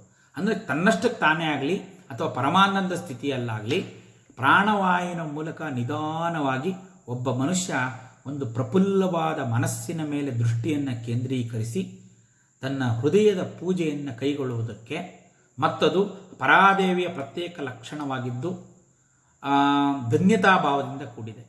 ಲಲಿತಾಂಬಿಕೆಯ ಈ ಕ್ರಿಯಾಶಕ್ತಿ ಶಿವನ ಜ್ಞಾನ ಶಕ್ತಿಯೊಂದಿಗೆ ಒಡಗೂಡಿ ಸೃಷ್ಟಿಯಾಯಿತು. ಇಲ್ಲಿ ನೇತ್ರತಂತ್ರ ಅಂತ ಅದು ಈ ಥರ ಹೇಳುತ್ತೆ. ಪರಾಶಕ್ತಿಯ ಎಲ್ಲ ದೇವಾನುದೇವತೆಗಳ ಶಕ್ತಿಯ ಮೂಲವಾಗಿದ್ದಾಳೆ. ಎಲ್ಲವೂ ಆಕೆಯಿಂದಲೇ ಹೊರಹೊಮ್ಮುತ್ತಾ ಇದೆ. ಅಂದ್ರಿಂದ ಅವಳು ಪ್ರಸವಿತ್ರಿ. ಇಡೀ ಪ್ರಪಂಚ ಅವಳಿಂದ ಸೃಷ್ಟಿಯಾಗಿದೆ. ಹಾಗಾಗಿ ಪ್ರಸವಿತ್ರಿ ಅಂತ ಇದಕ್ಕೆ ಇನ್ನೊಂದು ಅರ್ಥ ನಾವು ಹೇಳ್ಬೋದು. ಪ್ರಸವಿತ್ರಿ ಪ್ರಚಂಡಾಗ್ನ, ಪ್ರಚಂಡ ಆಜ್ಞ ಎರಡು ನಾಮನು ಬೇರೆ ಬೇರೆ ಮಾಡಿದ್ದಾರೆ. ಪ್ರಚಂಡಾಜ್ಞ ಅಂದರೆ ಭೀಕರವಾದ ಆಜ್ಞೆ ಮತ್ತು ಶಾಸನವನ್ನು ಮಾಡಿದ್ಲು. ಈ ಪ್ರಪಂಚ ನಿರ್ವಹಣೆಗೆ ಇವಳು ಶಾಸನಗಳನ್ನು ಮಾಡಿದ್ಲು, ನಿಯಮವನ್ನು ಮಾಡಿದ್ಲು ಅಂತ ಹಿಂದೆ ನಾಮಗಳಲ್ಲಿ ನಾವು ತಿಳ್ಕೊಂಡಿದ್ದೀವಿ. ಆ ಥರ ಭೀಕರವಾದ ಒಂದು ಆಜ್ಞೆ ಮತ್ತು ಒಂದು ಶಾಸನವನ್ನು ಮಾಡಿದ್ಲು. ಆ ದುಸ್ಸಾಧ್ಯವಾದ ಶಾಸನ, ಅದರಲ್ಲೇ ಪ್ರಪಂಚ ನಿರ್ವಹಣೆ ಆಗ್ತಾ ಇದೆ. ಆ ವಿಶ್ವ ನಿಯಮವನ್ನು ಅವಳು ಸೃಷ್ಟಿ ಮಾಡಿದ್ಲು. ಹಾಗಾಗಿ ಅದು ವಿಶ್ವ ನಿಯಮ ಸೃಷ್ಟಿ ಪ್ರಚಂಡಾಜ್ಞ ಯಾಕೆ ಅಂತಂದರೆ, ಈ ಕೋಪವಿಲ್ಲದೆ ಇರ್ತಕ್ಕಂಥವ್ರು ಏನು ಮಾಡಲ್ಲ. ಕೋಪವಿಲ್ಲದೆ ಇರ್ತಕ್ಕಂಥವ್ರು, ಒಬ್ಬ ರಾಜ ಆದವನು ಒಂದು ಸಾತ್ವಿಕ ಕೋಪ ಇರಬೇಕು. ಅವನಿಗೆ ಆ ಶಾಸನ ಮಾಡಬೇಕು ಅಂದರೆ ಅದಿರಬೇಕು. ಅವಾಗ ರಾಜನ ಮಾತು ಯಾರು ಕೇಳ್ತಾರೆ? ನಗ್ನಗ್ತಾ ಹುಚ್ಚುಚ್ಚಾಗಿ ಹೇಳಿದರೆ ಯಾರು ಕೇಳ್ತಾರೆ? ಯಾರು ಕೇಳಲ್ಲ. ಅದಕ್ಕೆ ಒಂದು ಶಾಸನಬದ್ಧ, ಯಾರು ಶಾಸನ ಮಾಡ್ತಾರೆ ಅವರು ಸ್ವಲ್ಪ ಕಠೋರವಾಗಿರ್ತಾರೆ, ಸ್ವಲ್ಪ ಕ್ರೋಧಾಭಿಷ್ಟರಾಗಿರ್ತಾರೆ. ಆ ಒಂದು ಸ್ವರೂಪ, ಅದಕ್ಕೆ ಪ್ರಚಂಡ ಅಂತಕ್ಕಂಥ ಶಬ್ದ. ಪ್ರಚಂಡ ಅಂತಂದರೆ ಆ ಶತ್ರುಗಳನ್ನು ಸಂಹಾರ ಮಾಡೋದಕ್ಕೆ ಒಂದು ಕ್ರೋಧ ರೂಪ ತಳ್ಕೊಂಡು ಹುಂಕಾರ ಮಾಡ್ಕೊಂಡು ಬರ್ತಾಳೆ ಅಮ್ಮ. ಅದನ್ನು ಪ್ರಚಂಡ ಅಂತ ಕರೀತಾರೆ. ಅದೇ ಚಂಡಿಕಾ ನಾಮದಲ್ಲೂ ನಾವು ಅದನ್ನು ನೋಡಿದ್ದೀವಿ. ಈ ಥರ ಒಂದು, ಈಗ ರಾಮನಿಗೆ, ಶ್ರೀರಾಮಚಂದ್ರನಿಗೂ ಜಿತಮಿತ್ರ ಜಿತಕ್ರೋಧ ಅಂತಕ್ಕಂಥ ರಾಮಸ್ತೋತ್ರದಲ್ಲಿ ನಾಮ ಬರುತ್ತೆ. ಆ ಕ್ರೋಧವನ್ನು ಜಯಿಸ್ತನು ಅಂತ. ಆದರೆ ಆ ನಿಯಮನ ಅನುಷ್ಠಾನ ಮಾಡ್ಬೇಕಾದ್ರೆ ಆ ಕ್ರೋಧ ಇರಬೇಕು. ಆ ರಾವಣ ಸಂಹಾರ ಮಾಡ್ಬೇಕಾದ್ರೆ ನೋಡ್ಬೇಕು ರಾಮಚಂದ್ರ ಮೂರ್ತಿ ಕ್ರೋಧ ಎಂಥದ್ದು ಅಂತ. ಹಾಗಾಗಿ ಇಲ್ಲಿ ಆ ಕ್ರೋಧ ಆ ದೇವತೆಗಳ ಒಂದು ಸ್ವರೂಪ ಅದು. ಯಾಕೆಂದರೆ ಒಂದು ಯಾವುದಕ್ಕೆ ಒಂದು ಶಕ್ತಿ ಇರುತ್ತೆ, ಯಾವುದು ಒಂದು ಶಕ್ತಿ ಒಂದು ಶಾಸನವನ್ನು ಮಾಡುತ್ತೆ, ಆ ಶಾಸನ ಅನುಷ್ಠಾನ ಆಗದೇ ಇದ್ದಾಗ ಕ್ರೋಧವನ್ನು ವ್ಯಕ್ತಪಡಿಸುತ್ತೆ. ಅದನ್ನೇ ಪ್ರಚಂಡಾಜ್ಞ ಅಂದರೆ ಸುಗ್ರೀವಾಜ್ಞೆ ಅಂತ ಹೇಳ್ತಾರಲ್ಲ, ಆ ಥರ ಆಜ್ಞೆ. ಯಾರೂ ಅದನ್ನು ಉಲ್ಲಂಘಿಸೋಂಗಿಲ್ಲ. ಇಡೀ ಬ್ರಹ್ಮಾಂಡ ನೋಡಿ ಒಂದು ಆಜ್ಞೆಯಲ್ಲೇ ನಡೀತಾ ಇದೆ. ಟೈಮಿಗೆ ಸರಿಯಾಗಿ ಸೂರ್ಯೋದಯ ಸೂರ್ಯಾಸ್ತ ಆಗುತ್ತೆ, ಭೂಮಿ ಎಲ್ಲ ಸುತ್ತಾ ಇದೆ, ಸೂರ್ಯ ಸುತ್ತಾ ಇದ್ದಾನೆ. ಪ್ರತಿಯೊಂದು ಆ ಅಮ್ಮನವರ ಆಜ್ಞಾನುಸಾರ ಎಲ್ಲ ನಡೀತಾ ಇದೆ ಅಂದರೆ ಅದು ಏನೋ ಒಂದು ಸೆಕೆಂಡ್ ಈಚೆ ಆಚೆ ಆಗುತ್ತಾ? ಒಂದು ಸೆಕೆಂಡ್ ಭೂಮಿ ನಿಂತ್ಕೊಳ್ಳುತ್ತಾ? ಒಂದು ಸೆಕೆಂಡ್ ಏನಾದ್ರು ನಿಲ್ಲುತ್ತಾ? ಕಾಲ ನಿಲ್ಲುತ್ತಾ? ನಮ್ಮದು ಟೈಮ್ ವ್ಯತ್ಯಾಸ ಆಗ್ಬೋದು. ಆ ಕಾಲ ನಡೀತಾ ಇದೆ. ಒಂದು ಫ್ರ್ಯಾಕ್ಷನ್ ಆಫ್ ಎ ಸೆಕೆಂಡು, ಅಷ್ಟು ಒಂದು ಮನೆಯಷ್ಟು ವ್ಯತ್ಯಾಸ ಆಗಲ್ಲ ಅದರಲ್ಲಿ. ಅಷ್ಟು ರಿದಮಿಕ್ ಆಗಿ, ಅಂದರೆ ಅಷ್ಟೊಂದು ಲಯಬದ್ಧವಾಗಿ ನಿಯಮಬದ್ಧವಾಗಿ ಪ್ರಪಂಚ ನಡೀತಾ ಇದೆ. ಅದು ಎಂಥ ಶಾಸನ ಅದು! ಯಾರು ಅದನ್ನೇನು ಇಂಟರ್ಫಿಯರ್ ಮಾಡೋಕ್ಕಾಗಲ್ಲ ಅದರಲ್ಲಿ. ಅದನ್ನೇ ಪ್ರಚಂಡಾಜ್ಞ. ಈ ಪ್ರಚಂಡ ಆಜ್ಞಾ ಪ್ರತಿಷ್ಠ. ಆಜ್ಞೆನೇ ಯಾರೂ ಉಲ್ಲಂಘನೆ ಮಾಡೋಂಗಿಲ್ಲ, ಆಯಿತಾ? ಅಂಥ ಒಂದು ಆಜ್ಞೆ ಅದು. ಸುಗ್ರೀವಾಜ್ಞೆ ಅಂತ ಕರೀಬೋದು. ಅದು ನಡೀತಾ ಇದೆ. ಪ್ರಚಂಡಾಜ್ಞ ಪ್ರತಿಷ್ಠಾ. ಮುಂದಿನ ನಾಮ ಪ್ರತಿಷ್ಠಾ. ಈ ಪ್ರತಿಷ್ಠಾ ಈ ಸೃಷ್ಟಿಯಿಂದ ಪ್ರಪಂಚಕ್ಕೆ ಈ ಒಂದು ಮೂಲ ಆಧಾರ. ಇಡೀ ಪ್ರಪಂಚಕ್ಕೆ ಮೂಲ ಆಧಾರ. ಈಗ ಒಂದಕ್ಕೊಂದು ಆಧಾರ. ಭೂಮಿಗೆ ಸೂರ್ಯ ಆಧಾರ, ಸೂರ್ಯನಿಗೆ ಇನ್ನೊಂದು ನಾವಿರ್ತಕ್ಕಂಥ ಆಕಾಶಗಂಗೆ, ಅಲ್ಲಿರ್ತಕ್ಕಂಥ ಕೇಂದ್ರ ನಕ್ಷತ್ರ ಆಧಾರ. ಅದಕ್ಕೆ ಇಲ್ಲಿ ಒಂದು ನಾವಿರ್ತಕ್ಕಂಥ ಒಂದು ಬ್ಲಾಕ್ ಹೋಲ್ ಏನಿದೆ ಅದು ಆಧಾರ. ಅದಕ್ಕೆ ಇನ್ನೊಂದು ಆಧಾರ. ಈ ಥರ ಎಲ್ಲದಕ್ಕೂ ಕೊನೆ ಆಧಾರ ಬಂದರೆ ಅದು ಮೂಲ. ಅದಕ್ಕೆ ಪರಬ್ರಹ್ಮ ವಸ್ತುವೇ ಕೊನೆಗೆ ಎಲ್ಲದಕ್ಕೂ ಸರ್ವಾಧಾರ ಯಾವುದಿದೆಯೇ ಆ ಸರ್ವಾಧಾರವೇ ಪರಬ್ರಹ್ಮ ವಸ್ತು. ಅದು ಹೇಗಿದೆ ಅಂದರೆ ಪ್ರತಿಷ್ಠಾ, ಅದು ಪ್ರತಿಷ್ಠಿತವಾಗಿದೆ, ಅದೇ ಎಲ್ಲದಕ್ಕೂ ಆಧಾರವಾಗಿದೆ ಹೊರತು ಅದಕ್ಕೆ ಯಾವ ಆಧಾರವೂ ಇಲ್ಲ ಅಂತ. ಅಂದರೆ ಬ್ರಹ್ಮಾಂಡ ರೂಪವಾಗಿ ನೆಲೆಸಿರುವವಳು ತಾಯಿ ಪ್ರತಿಷ್ಠಾ, ಅವಳು ಪ್ರತಿಷ್ಠಿತಳಾಗಿಬಿಟ್ಟಿದ್ದಾಳೆ. ಅವಳು ಪ್ರತಿಷ್ಠಿತಳಾಗಿ ಅವಳು ಸಮಸ್ತಕ್ಕೂ ಆಧಾರವಾಗಿ ಅವಳು ನಿಂತ್ಕೊಂಡಿರೋದ್ರಿಂದ ಆ ಸರ್ವರೂಪದಲ್ಲೂ ಪ್ರತಿಷ್ಠಿಸಲ್ಪಟ್ಟಿರ್ತಕ್ಕಂಥ ಆಧಾರ ಶಕ್ತಿಗೆ ನಾವು ಪ್ರತಿಷ್ಠಾ ಅಂತ ಕರಿತೀವಿ. ಧರ್ಮವೇ ಅಥವಾ ಧಾರ್ಮಿಕ ನ್ಯಾಯವು ಈ ಪ್ರಪಂಚಕ್ಕೆ ಆಧಾರ ಆಗಿದೆ. ಈ ಎಲ್ಲ ಧರ್ಮವೂ ಆಧಾರ ಹೊಂದಿದೆ ಅಂತ. ಇಲ್ಲಿ ಈ ನಾಮದ ಅರ್ಥಕ್ಕೆ ಬೇರೆ ಬೇರೆ ವಿಶ್ಲೇಷಣೆಗಳನ್ನು ನಾವು ಕೊಡ್ಬೋದು. ಈಗ ನಾಮ ಅರ್ಥ ವಿಶ್ವಕ್ಕೆ ಅಡಿಪಾಯವಾದ ಮೂಲ ರೂಪವಾಗಿದ್ದಾಳೆ ಅಂತ ಆದರೆ ಆ ಅಡಿಪಾಯನೇ ಧರ್ಮ ಮತ್ತು ನ್ಯಾಯದ ಮೇಲೆ ನಿಂತಿದೆ. ಆ ಧರ್ಮವನ್ನು ನಾವೊಂದು ಸಿಮೆಂಟಿಗೆ ಹೋಲಿಸ್ಬೋದು. ಏಕೆಂತಂದರೆ ಆ ಒಳಗಡೆ ಆ ಧರ್ಮವನ್ನು ನಾವು ಸಿಮೆಂಟಿಗೆ ಹೋಲಿಸಿದ್ರೆ ಧರ್ಮ ಗಟ್ಟಿ, ಸಿಮೆಂಟ್ ಗಟ್ಟಿನೇ. ಆದರೆ ಅದಕ್ಕೆ ಟೆನ್ಸೈಲ್ ಸ್ಟ್ರೆಂತ್ ಅಂತ ಇರಲ್ಲ. ಈ ಇಂಜಿನಿಯರ್ಸಿಗೆ ಗೊತ್ತಿರುತ್ತೆ. ಕಂಪ್ರೆಸಿವ್ ಸ್ಟ್ರೆಂತ್ ಇದೆ ಸಿಮೆಂಟಿಗೆ, ಕಂಪ್ರೆಷನ್ ಸ್ಟ್ರೆಂತ್ ಇದೆ. ಅದ್ರ ಮೇಲೆ ಏನು ಭಾರ ಹಾಕಿದ್ರು ತಡ್ಕೊಳುತ್ತೆ. ಧರ್ಮದ ಮೇಲೆ ಏನು ಭಾರ ಹಾಕಿದ್ರು ತಡ್ಕೊಳುತ್ತೆ. ಆದರೆ ಟೆನ್ಸೈಲ್ ಸ್ಟ್ರೆಂತ್ ಇಲ್ಲ ಅದಕ್ಕೆ. ಅದನ್ನು ಸ್ಟ್ರೆಚ್ ಮಾಡೋಕ್ಕಾಗಲ್ಲ, ಎಲೆಕ್ಟ್ರಿಸಿಟಿ ಇಲ್ಲ ಅದಕ್ಕೆ. ಆದರೆ ಅದು ಆ ಸ್ಟ್ರೆಂತ್ ಅದು ಬರಬೇಕು ಅಂತಂದರೆ, ಆ ಸಿಮೆಂಟಿಗೆ ಸ್ಟ್ರೆಂತ್ ಬರಬೇಕು ಅಂದರೆ ಅದರೊಳಗಡೆ ಒಂದು ರಾಡ್ ಹಾಕ್ತೀವಿ, ಕಬ್ಬಿಣದ ರಾಡ್ ಹಾಕ್ತೀವಿ. ಆ ಕಬ್ಬಿಣದ ರಾಡು ನ್ಯಾಯ. ಇಲ್ಲಿ ನಿಯಮ ಮಾಡ್ತಾಳೆ ಅಮ್ಮ. ಪ್ರಚಂಡಾಜ್ಞ ಯಾಕೆ ಅನುಬಂಧ ಪ್ರತಿಷ್ಠಾ ಯಾಕೆ ಬಂದಿದೆ? ಪ್ರಸವಿತ್ರಿ ಪ್ರಚಂಡಾಜ್ಞ ಪ್ರತಿಷ್ಠಾ ಯಾಕೆ ಬಂತು ಅಂತಂದರೆ ಆ ಸಿಮೆಂಟ್ ಇವತ್ತು ಗಟ್ಟಿ ಆಗಬೇಕು, ಅದಕ್ಕೆ ಬಲ ಬರಬೇಕು ಅಂದರೆ ಅದಕ್ಕೆ ಕಂಪ್ರೆಸಿವ್ ಸ್ಟ್ರೆಂತು, ಟೆನ್ಸೈಲ್ ಸ್ಟ್ರೆಂತು ಎರಡೂ ಬರಬೇಕು ಸಿಮೆಂಟ್ಗೆ. ಅಂದರೆ ಅದಕ್ಕೆ ಕಾಂಕ್ರೀಟ್ ಅಂತ, ಅದಕ್ಕೆ ರೀಇನ್ಫೋರ್ಸ್ಮೆಂಟ್ ಅಂತ ಅಂತೀವಿ. ರೀಇನ್ಫೋರ್ಸ್ಮೆಂಟ್ ಅಂತ ಅದರೊಳಗಡೆ ಕಬ್ಬಿಣದ ರಾಡ್ ಹಾಕ್ತೀವಿ. ಇಲ್ಲಿ ಧರ್ಮ ನಿಲ್ಲಬೇಕು ಅಂದರೆ, ಧರ್ಮ ಬುನಾದಿ ಆಗಬೇಕು, ಫೌಂಡೇಶನ್ ಆಗಬೇಕು, ಅಡಿಪಾಯ ಆಗಬೇಕು ಅಂದರೆ ಆ ಧರ್ಮಕ್ಕೆ ನ್ಯಾಯ ಅಂತಕ್ಕಂಥ ಉಕ್ಕಿನ ಒಂದು ಸಿಮೆಂಟ್ ಸ್ಟ್ರೆಂತ್, ಉಕ್ಕಿಂದು ಕಬ್ಬಿಣದ್ದು ಒಂದು ಇದನ್ನು ಕೊಡಬೇಕು ಒಳಗಡೆ. ಅದ್ರ ಮೇಲೆ ಹಾಕಿರೋ ಕಾಂಕ್ರೀಟು ಭದ್ರ ಬುನಾದಿ. ಅದು ಏನು ಮಾಡಿ ಅಂಥ ಅರ್ಥಕ್ವೇಕಿಗೂ ಅದು ಏನಾಗಲ್ಲ. ಹಾಗಾಗಿ ಆ ಧರ್ಮಕ್ಕೆ ನ್ಯಾಯ, ಆ ನ್ಯಾಯದ ಧರ್ಮ ಮತ್ತು ನ್ಯಾಯ ಅಂತಕ್ಕಂಥ ಉಕ್ಕು, ಧರ್ಮ ಅಂತ ಸಿಮೆಂಟು ಆವಾಗ ಒಂದು ಭದ್ರ ಬುನಾದಿನ ಫೌಂಡೇಶನ್ನ ಮಾಡುತ್ತೆ ಅಂತ. ಅದು ಪ್ರಪಂಚ ಸೃಷ್ಟಿಗೆ ಒಂದು ಸುಸ್ಥಿರತೆಯನ್ನು, ಪರಸ್ಪರ ಅವಲಂಬನೆಯ ತತ್ವವನ್ನು ಕೊಡುತ್ತೆ. ಅದನ್ನೇ ಪ್ರತಿಷ್ಠಾ ಅಂತ. ಪ್ರತಿಷ್ಠಾ ಅಂದರೆ ಈ ಥರ ಧರ್ಮವನ್ನು ನ್ಯಾಯಬದ್ಧವಾಗಿ ಒಂದು ಕಾನೂನು ಮಾಡಿ ನಡೆಸ್ತಾ ಇದ್ದಾಳೆ.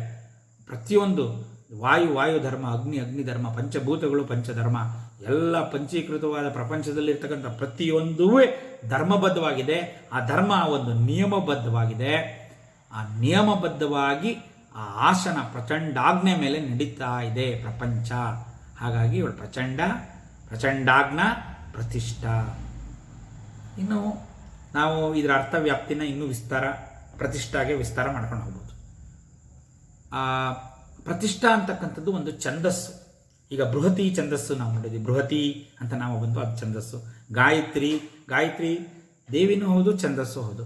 ಆ ಛಂದಸ್ಸನ್ನಾಗಿ ಗಾಯತ್ರಿಯನ್ನು ನಾವು ಇಲ್ಲಿ ಅರ್ಥಾನುಸಂಧಾನ ಮಾಡಿದ್ದೀವಿ. ಆ ಗಾಯತ್ರಿ ಛಂದಸ್ಸು ಎಷ್ಟು ಶಕ್ತಿಯುತವಾಗಿರ್ತಕ್ಕಂಥದ್ದು ಅಂತ. ಆಮೇಲೆ ಆ ಬೃಹತಿ ನಾಮ ಬಂದಾಗ ಆ ಬೃಹತಿ ಛಂದಸ್ಸು ಎಷ್ಟು ಇದಾಗಿರ್ತಕ್ಕಂಥ ವಿಷ್ಣು ಸಹಸ್ರನಾಮ ಇತ್ಯಾದಿ ವಿಚಾರ ಮಾಡಿದ್ದೀವಿ. ಇಲ್ಲಿ ಪ್ರತಿಷ್ಠಾ ಅಂತಕ್ಕಂಥದ್ದು ಒಂದು ಛಂದಸ್ಸು. ಆ ಪ್ರತಿಷ್ಠಾ ಛಂದಾರೂಪಿಣಿ ಅಂತಕ್ಕಂಥದ್ದು ಈ ನಾಮ ನಿರ್ದೇಶನ ಮಾಡುತ್ತೆ. 16 ಅಕ್ಷರಗಳಿರ್ತಕ್ಕಂಥ ವೈದಿಕ ಛಂದಸ್ಸು. ಲಿಂಗ ಪುರಾಣದಲ್ಲಿ ಹೀಗೆ ಹೇಳುತ್ತೆ, ವಿನಾಶ ಕ್ರಮದಲ್ಲಿರ್ತಕ್ಕಂಥ ಕಲೆಗಳ ಸಂಯೋಗವು ಈ ವಿಧವಾಗಿದೆ. ಒಂದು ಸಂಶಯಾತೀತ, ಶಾಂತಿ, ವಿದ್ಯಾ, ಅಮಲ, ಪ್ರತಿಷ್ಠಾ ಮತ್ತು ನಿವೃತ್ತಿ ಅಂತಕ್ಕಂಥ ಕ್ರಮದಲ್ಲಿ ಕಲಾ ಸಂಯೋಗವಾಗಿದೆ ಅಂತ. ವಿನಾಶ ಕ್ರಮದಲ್ಲಿ ಆ ಲಯ ಕ್ರಮವನ್ನು ಈ ಥರ ಲಿಂಗ ಪುರಾಣ ವಿಶ್ಲೇಷಣೆ ಮಾಡುತ್ತೆ. ಅದರಲ್ಲಿ ಆ ಪ್ರತಿಷ್ಠಾ ಅಂದರೆ ಸಂಶಯಾತೀತ, ಶಾಂತಿ, ವಿದ್ಯಾ, ಅಮಲ, ಪ್ರತಿಷ್ಠಾ ಮತ್ತು ನಿವೃತ್ತಿ. ಅದರಲ್ಲಿ ಪ್ರತಿಷ್ಠಾ ಒಂದು ಪ್ರಧಾನವಾಗಿರ್ತಕ್ಕಂಥದ್ದು. ಇನ್ನೊಂದು ಅರ್ಥ ಪ್ರತಿಷ್ಠಾಗೆ ಆ ನೀರಿನ ತತ್ವ, ಆ ಜಲತತ್ವವನ್ನು ಸಹ ಪ್ರತಿಷ್ಠಾ ಕಲಾ ವಿವರಣೆ ಮಾಡುತ್ತೆ. ಹಾಗಾಗಿ ಓಂ ಆಪೋ ಜ್ಯೋತಿರಸೋ ಅಮೃತಂ ಬ್ರಹ್ಮ ಭೂರ್ಭುವಸ್ಸುರ, ಆಪಕ್ಕೆ ಬಹಳ ಪ್ರಧಾನವಾದ ನಾವು ಒಂದು ಪ್ರಾಧಾನ್ಯತೆಯನ್ನು ಕೊಟ್ಟಿದ್ದೀವಿ. ಉದಾಹರಣೆಗೆ ನಮ್ಮ ಶರೀರದಲ್ಲಿ ಪಂಚಭೂತಗಳಿಂದ ಶರೀರ ಆಗಿದೆ, ಆಯಿತಾ. ಭೂಮಿ ತತ್ವದಿಂದ ಇದರಲ್ಲಿರ್ತಕ್ಕಂಥ ಫಿಸಿಕಲ್ ಬಾಡಿ ಏನಿದೆ, ಅನ್ನಮಯ ಶರೀರ, ಆ physical part of the body ಅದು ಭೂಮಿ ತತ್ವದಿಂದ ಆಗಿದೆ. ಜಲತತ್ವ ಇದರೊಳಗಡೆ ಇರ್ತಕ್ಕಂಥ ರಕ್ತನೇ ಮೊದಲಾದ ನೀರಿನ ಅಂಶ ಏನೇನಿದೆ ಅದೆಲ್ಲ ಜಲತತ್ವದಿಂದ ಆಗಿರ್ತಕ್ಕಂಥದ್ದು. ನೀರು ಭಾಗ ಎಷ್ಟಿದೆ ಅಂದರೆ 70% ಇದೆ.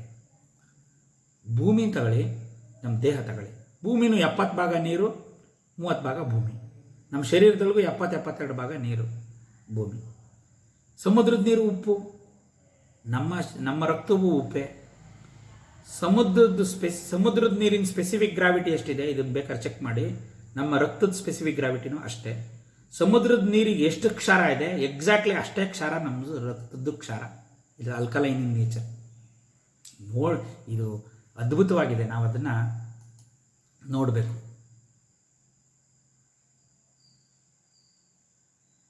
ಯಾಕೆ ಎಲ್ಲ ಮೀಟಿಂಗ್ ಕ್ಲೋಸ್ ಆಗ್ಬಿಡ್ತು ಬಿಟ್ಟು, ನಾನು 8:30 ಆಯ್ತು, ನಾಳೆ ಮುಂದುವರ್ಸೋಣ ಅಲ್ವಾ. ಮೀಟಿಂಗ್ ಕ್ಲೋಸ್ ಆಯಿತು, ಆಯಿತು, ಟೈಮ್ ಆಯಿತು.